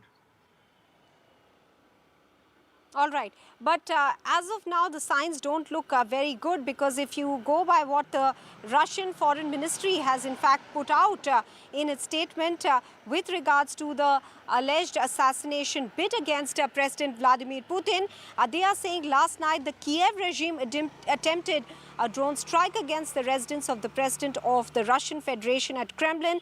They are also saying Russia reserves the right to take countermeasures whenever and wherever it deems appropriate. Aina Tangent, I want to bring you in here. Do you see this as ominous signs of an possible escalation? And where do you see China stand now, considering that President Xi Jinping had in fact had a long and what was described meaningful call by President Zelensky only lately? Well, obviously, he won't be very happy. He was hoping towards peace, and this seems to be an escalation. You know, we don't know what's precisely behind this, but we can look at what the outcomes are. For Zelensky, it's quite possible that he is in a desperate situation, and he's decided that escalation, as my colleague said, is in his favor. But you could also have it on the other way around, where Putin, with support for the war, flagging an attempt on his life is going to galvanize the people and make it a lot easier to get recruits. So both sides have something in this game. Unfortunately, it just means that there's going to be more war, and it's senseless. There's going to be no way either side can maintain a victory. Russia cannot take over all of Ukraine and hold it against a population that's hostile to it, and vice versa. If Ukraine were to take back the Donbass region and Crimea, it would be a nightmare. They would be up against an entrenched group of people who dislike them and think that they have been invaded and taken over. But is India's task cut out, considering that India is the chair for SCO and will be holding the SCO foreign ministers meeting on the 5th of May, which is day after tomorrow. Tomorrow there is going to be a gala dinner where all the delegations will be present. Before that, External Affairs Minister S. Jaishankar is expected to hold some bilateral meetings as well. We're hearing that the meeting with the Chinese side is going to take place tomorrow. With the Russian Foreign Minister Sergei Lavrov, the meeting will become even more significant considering the latest developments. But as far as the SCO itself is concerned, in this current situation where the Ukraine war continues, moreover, at a time when India, in a year rather, when India also holds the G20 presidency and wants to have a success of both of them, what is India going to do? Is its task cut out? Is it going to be difficult for India? Let me go back to Rajiv Dogra for a bit on this. Rajiv Dogra, what do you see now forthcoming for India over here, both in the SCO foreign ministers meeting? What kind of voices are we likely to hear, especially in the backdrop of the Ukraine war, and also in the run-up to G20 now? How critical is it for India to engage on the one hand with all these countries which appear to be anti-West and successfully engage with the Western countries as well? Well, exactly. I think you put the balance correctly, that even as negotiations for a draft statement go on in SCO, India would have its eye also on the fact that it is also the G20 president. So that meeting is going to take place shortly thereafter, once the SCO summit is over. So whatever happens day after tomorrow, in terms of a statement coming out, will have its impact also on the G20 deliberations. So it's going to be a slightly delicate act. The second thing is that whether we like it or not, whether the world likes it or not, whether the two warring parties wish it or not, the fact is that escalation is bound to happen. Zelensky is itching to escalate because he has been talking of spring offensive for a long time, and that is anticipated in the next few days. So whatever happens, situation will turn more and more complex because the Western world, especially America, has not given diplomacy a chance. So hopefully, if escalation takes place, diplomacy may be given a chance. And hopefully that is the kind of appeal that should come out of SCO, that there is still time. Avoid more war, avoid more casualties, avoid more tragedy in Ukraine itself. So I think the emphasis that should and perhaps could come out of the SCO deliberations is that we are now at a very critical juncture, much more critical than has been the case in the past 1 year, which was bad enough. So there is a responsibility on SCO to come out with a statement that shakes up the world and yet tells them that there is still time. Absolutely. And there'll be many other interesting aspects in the SCO foreign ministers meeting apart from the discussion that we'll see among the foreign ministers of the 8 nations. We'll also be seeing bilateral meetings. Will there be a discussion on the border issue between India and China? What is External Affairs Minister S. Jaishankar likely to communicate to his Chinese counterpart Qin Gang? And as sources are pointing out, there is not going to be a structured bilateral meeting with Bilawal Bhutto Zardari, but Bilawal Bhutto Zardari is turning up in India, in Goa, the first time since 2016, since Sartaj Aziz came as the Pakistani Prime Minister's advisor. This is the first visit of a minister that's happening. What is on his mind as well? We'll deliberate on all that after a very quick break. We'll also be joined by Lieutenant General Syed Attrition on the SCO meeting and more. And our other 3 guests, Rajiv Dogra, Aina Tangent and Andrew K.P. Leung, will stay on with us.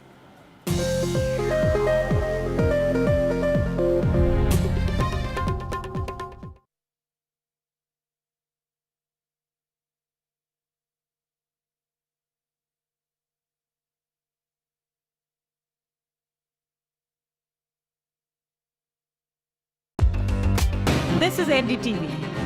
No noise, no shouting, and most importantly, no lies. Our lead story tonight. Big international story. India is closely watching it.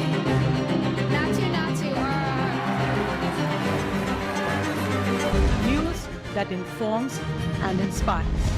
The news with Sonia Singh. Monday to Friday at 8 p.m. only on NDTV 24/7. The only side we're on is yours.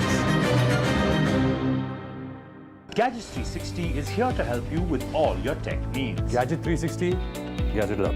Gadgets 360, Gadgets Love. You too can get some gadget love with buying guides, expert reviews, and all the latest news on Gadgets 360. 20 years since we started, this music has been with you. Now, we want you to share your version of it. Let your inner artists out by creating an incredible remix of the NDTV signature track. Log on to ndtv.com/best of NDTV. Get inspired and submit your rendition. One winner gets an all-expense paid holiday for 2. NDTV 24/7 20th year celebration.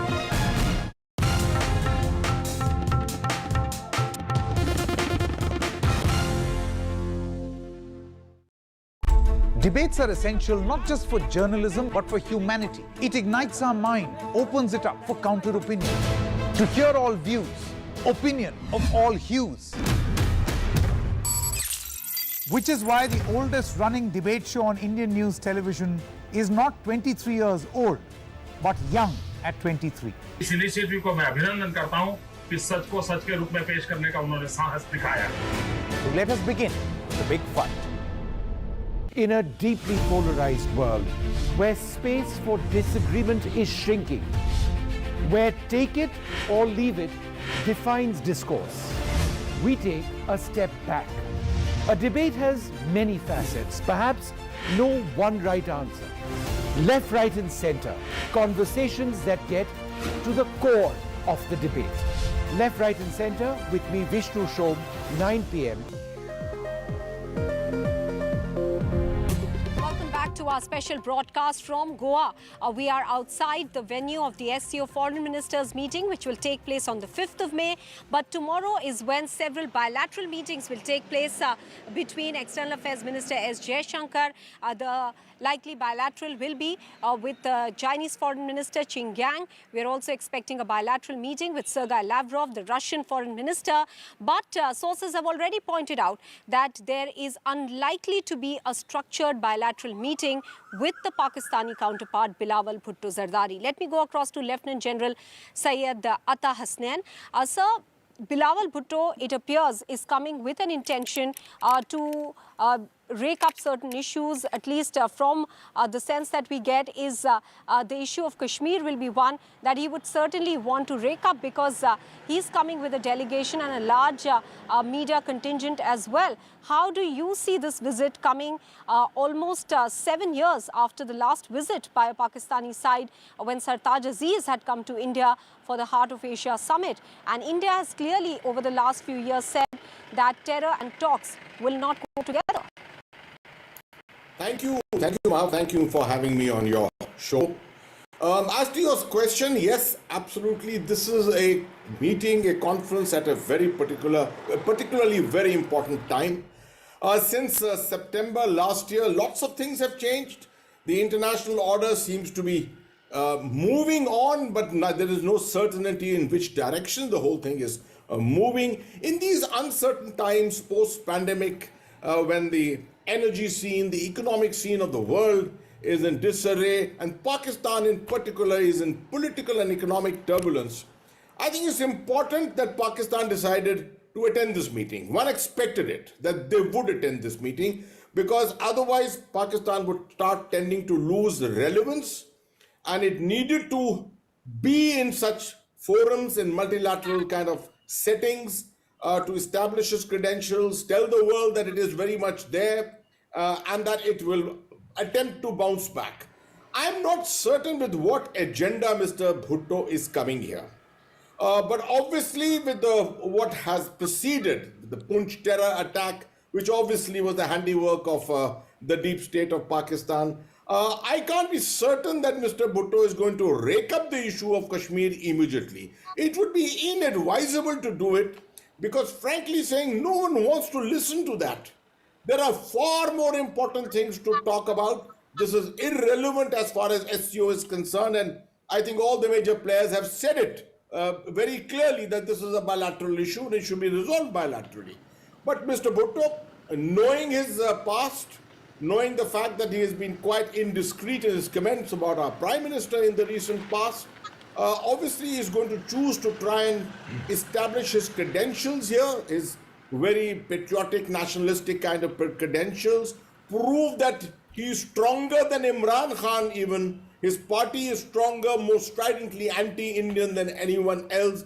That's the flavor of the scene at the moment in Pakistan. So you're absolutely right. It can happen that on the sidelines, perhaps, the option could be, it could be in the main conference setting where he makes a statement, or it could be on the sidelines with the media, that on Indian soil, he attempts to make a statement which tries to draw the attention of the world back towards Jammu and Kashmir. That will be unfortunate.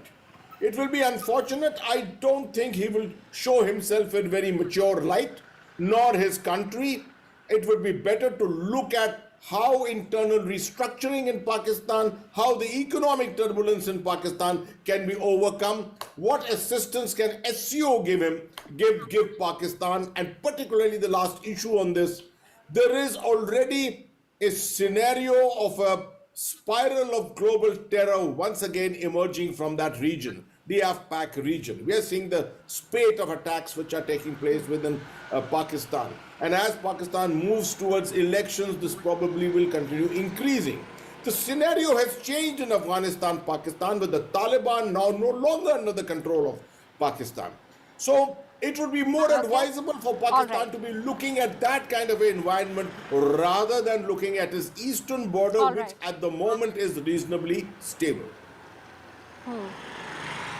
All right, Andrew, in the SCO Defence Ministers meeting, we saw India's Defence Minister Rajnath Singh make very sharp comments about terror and how it can destabilize the region and how terror continues to emanate from certain countries. There's radicalization, which is very dangerous, not just for other countries, but that country itself, which harbors these terrorists.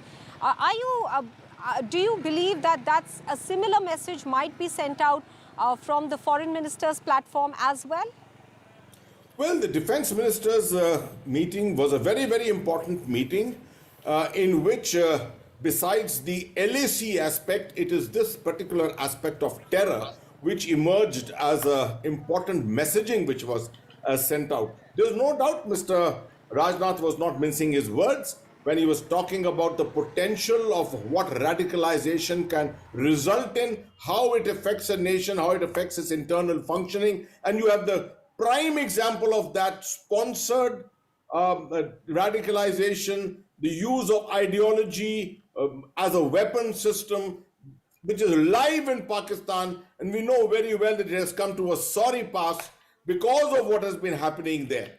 I'm not sure this in this meeting. Of course, terrorism is very much a very important common factor for all the SCO countries. After all, if you really look at the geographical layout of SCO, you have the Central Asian countries, you're looking at Pakistan, India, China, and Russia in the north. And of course, then Iran and Turkey, etc., joining in as observer countries. All this area is in the throes of being potentially a hunting ground for terrorists. And at the core center of it is the AFPAC region. So obviously everyone is going to be concerned about it, and I'm sure our foreign minister will probably bring up the subject in some way or the other. All right. Let me bring in our other two guests, Andrew Leung and Einar Tandjen. I'll give you both 1 minute each because we've run out of time. Andrew, first to you. India is expected to once again communicate the message to the Chinese Foreign Minister Qin Gang that the relationship between the two sides is unlikely to improve overall if the border friction remains. What kind of response shall we expect from the Chinese side? I think that there's a reality that both sides are not going to give in on their own territorial claims. But what is more important is to look forward rather than backward. I think that China always takes the view that the border dispute does not define the entire relationship between China and India. Both are great countries. Both have a lot of things in common. And in fact, it is the focus of the Shanghai Cooperation Organization to how to deal with a changed world order, where the developing world is gaining more say, and what kind of role in both India and China could play in this new scenario. All right. Einar, this will be the second meeting between S. Jaishankar and Qin Gang as his counterpart. How do you read the first meeting that took place in March, and what are the expectations from this meeting? Well, I don't think there are many expectations. As was pointed out, India wants to define the relationship in terms of this issue. China wants to say, look, we can't agree, so let's put this issue aside. You have fundamental different approaches. But, you know, India has to be a little bit careful.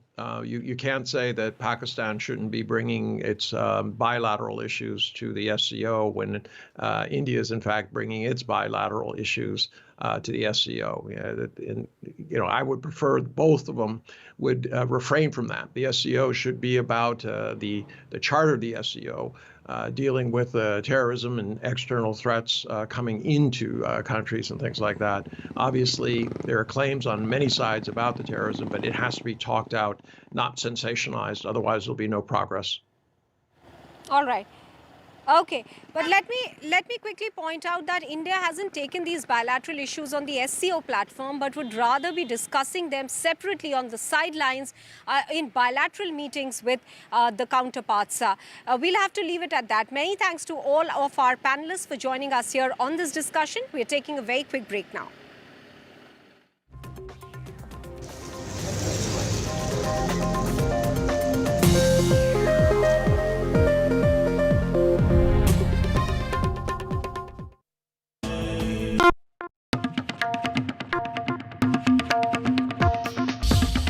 Years since we started, this music has been with you, playing in your homes, at work, and in your car. Now, we want you to share your version of it.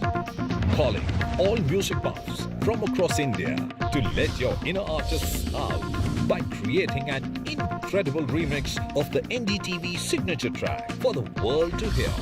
Log on to NDTV. Good evening and welcome. You're watching Newsbreak with me, Sanket Upadhyay. We'll first get you the latest pictures, the story that we have been tracking for many hours now. A sensational claim that has been made by Russia of an assassination attempt on Putin. Now, this is a claim which Russia seems to be backing up with these pictures that you see on your screen right now. What is going up in flames is actually a drone which is dangerously close to the Kremlin. Kremlin is, of course, the seat of power in Russia and its capital, Moscow. This is a 3D image of where exactly Kremlin is and how it looks. And if you notice that dome, very close to that dome, you have that drone being that drone actually bursting up in flames. This is the place where it is. More important than the location is the fact that now Russia claims that this is an attempt by Ukraine, and 2 of Ukraine's drones were shot down by Russian forces, and they foiled an assassination attempt on Vladimir Putin. There are reports that suggest that now Russia may plan an offensive against Ukraine. We are yet to get an official response from Ukraine on these drones, but there are many questions that need an answer right now. Question number 1, is this Ukraine's doing? Question number 2, how did Ukraine manage to get a drone so close to the Kremlin? Is it possible for a drone to fly in a high security zone and for Russians to not know, and by the time they get to know about it and they neutralize it, that drone is really up close to the Kremlin? Is it even possible in Russian airspace? There is a massive amount of distance between Kyiv and Moscow. So this drone attack on the Kremlin, that's a claim. Russia says that Putin is safe, but this was an assassination bid and appropriate action will be given. And that brings us to the third and the most important question. Are we going to see the Russia-Ukraine war and the escalation of that war part 2, about 15 months later? First it happened in February 2022. Will we see an escalation again in May 2023? Let me now introduce Olena Tregub, former director of Ministry of Economy in Ukraine. Olena Tregub, my first question to you is, what do you have to say about this claim by Russia that this is all Ukraine's doing?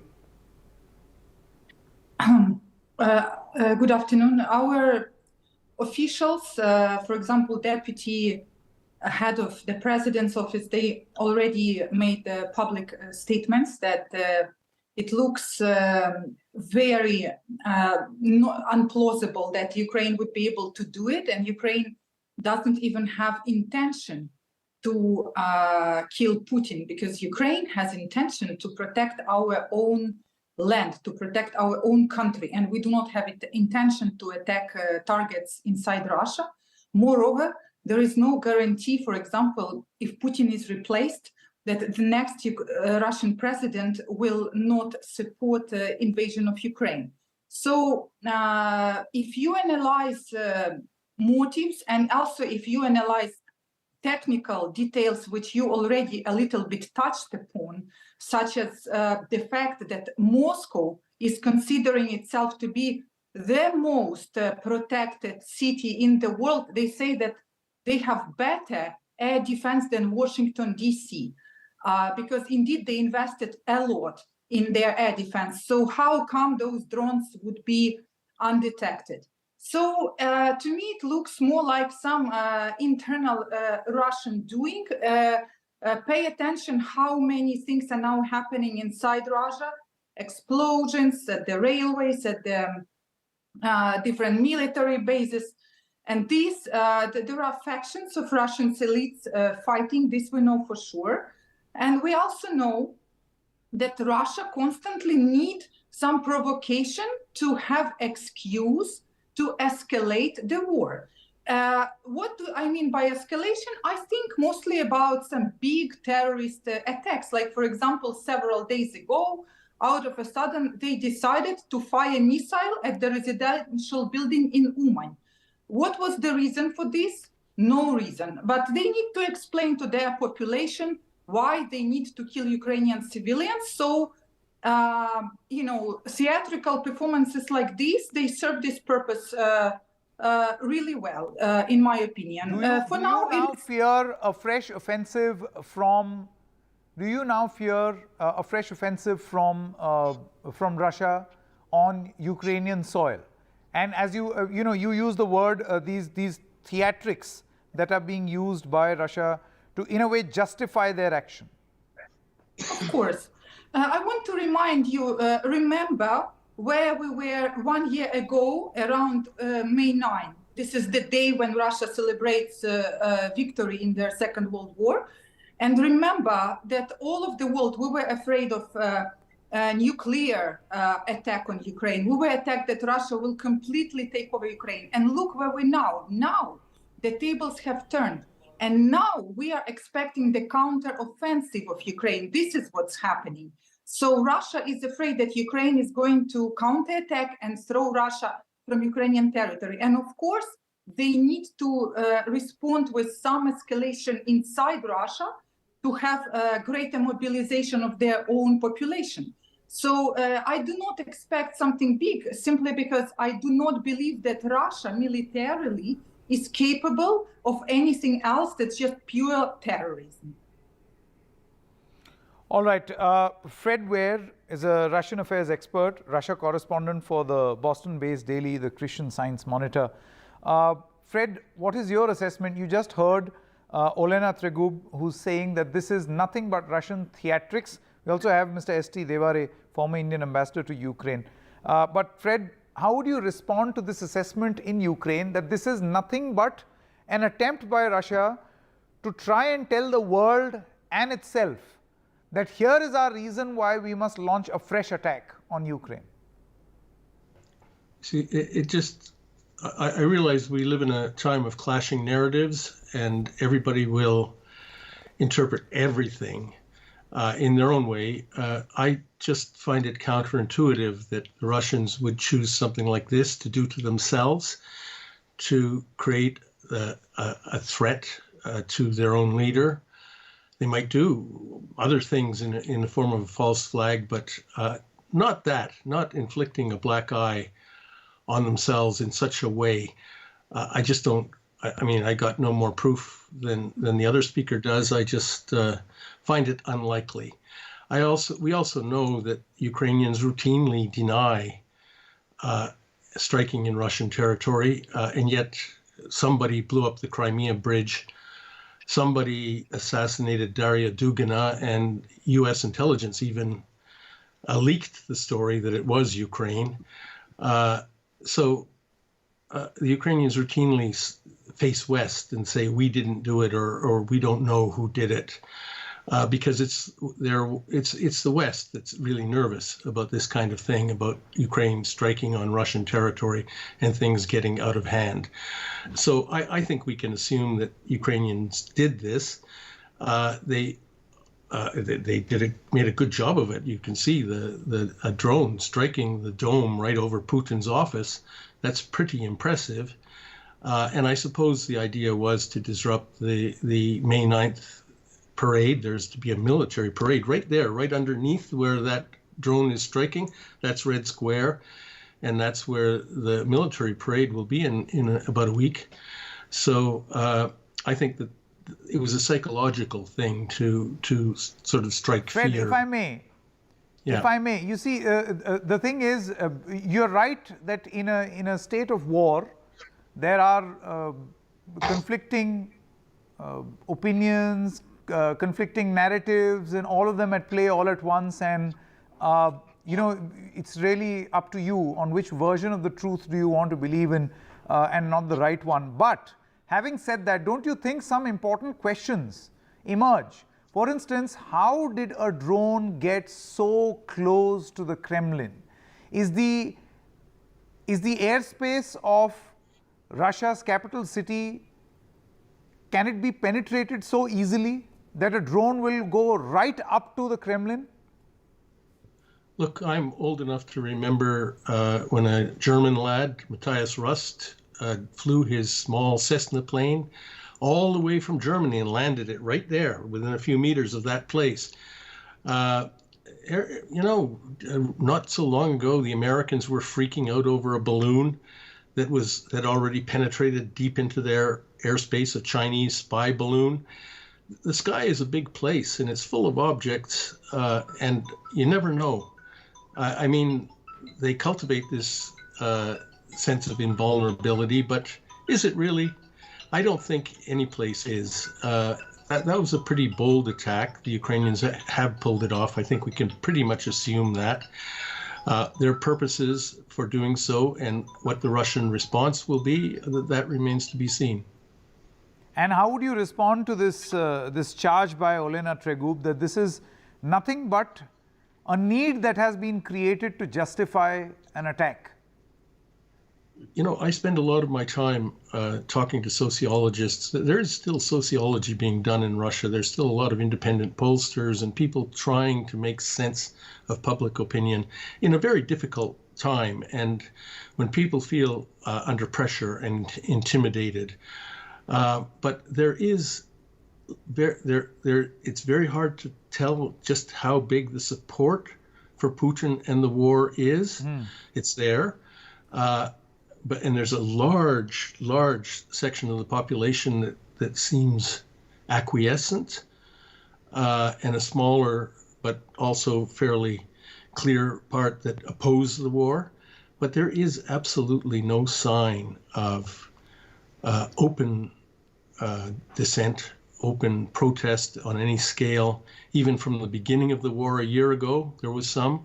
There is none now. I can't think of any reason why Putin would be shaking in his boots. Maybe, I mean, it's an opaque system. We don't know what's going on at the top. Maybe he has his reasons. I don't know, but I doubt it. Okay. Okay.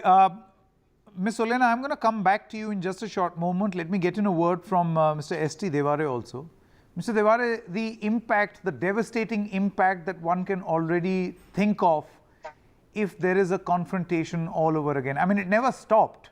Yeah. It's not like the confrontation stopped or the war stopped. But, you know, for it to reach the proportions of February 2022 all over again is going to be devastating for the world. And this time around, you've got battle lines drawn, you've got the West supporting Ukraine, more weapons, more force. Yes. Doesn't paint a good picture. True. I think in this ongoing war since 24th February 22, this is a very disturbing development that two drones attacked Kremlin's main building when there is Russians are charging that there was assassination bid on the life of President Putin. Indeed, I think this calls for, this is almost going back to 24th February, and the war has, in fact, aggravated further. Well, the Ukrainians have denied this. The Russians are saying that this has been the Ukrainian, well, they say that is the Ukrainian attempt to assassinate President Putin. Well, I think a couple of thoughts come to mind. One is, how do these two drones reach Kremlin all the way from Ukrainian border? I mean, that is something more than 1,000 kilometers. Have the Ukrainians got such advanced technology in drones now? On the other hand, I wonder whether NATO has changed its policy, because NATO has always held that they will not share high technology with Ukrainians, lest that is used by the Ukrainians directly against Russia. So whether whether the Ukrainians got this from NATO and have they used, I think all these matters are remaining now under the realm of speculation. Nobody would really come to know about that.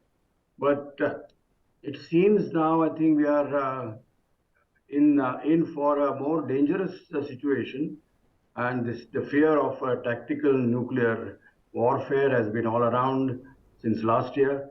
So in this particular situation, I think the role of India in SCO and G20 gets even more important, acute, more pronounced.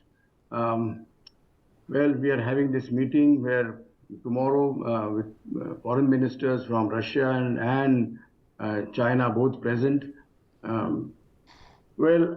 India's point of view right from the time when the war started that there should be debate, there should be dialogue, there should be discussion to resolve this issue, there should be a ceasefire.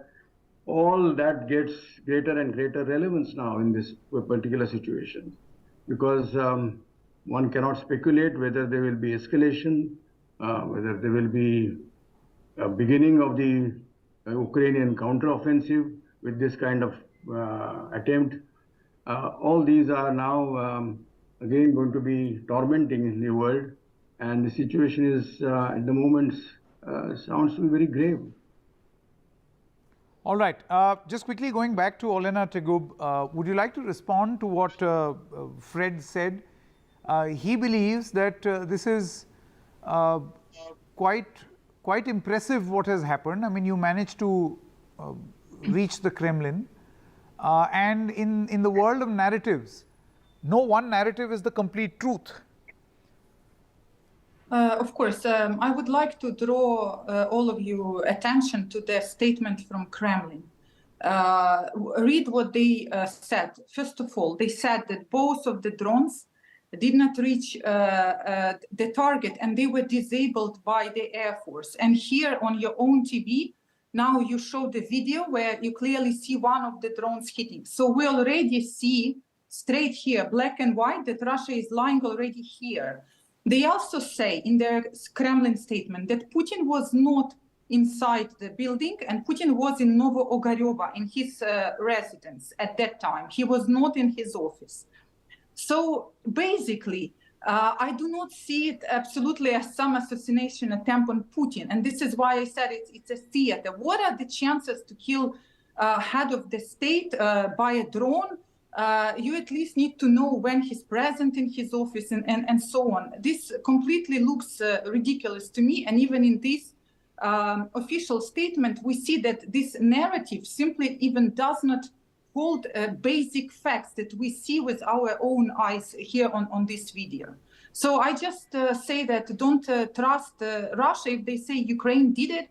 I have no clue who did it. Maybe Sweden did it, maybe Finland did it. Many countries in the world are unhappy with Putin right now, including probably India as well. So look, we should not give Russia any excuse, any pretext to blackmail us and the whole world with nuclear war, with terrorism, with genocide. There is no excuse for that. And Russia should just stop the war. This is all we should ask for. And such provocations as today, yes, they are troubling, but they don't make any sense and they are not even plausible, in my opinion. All right. Thank you very much.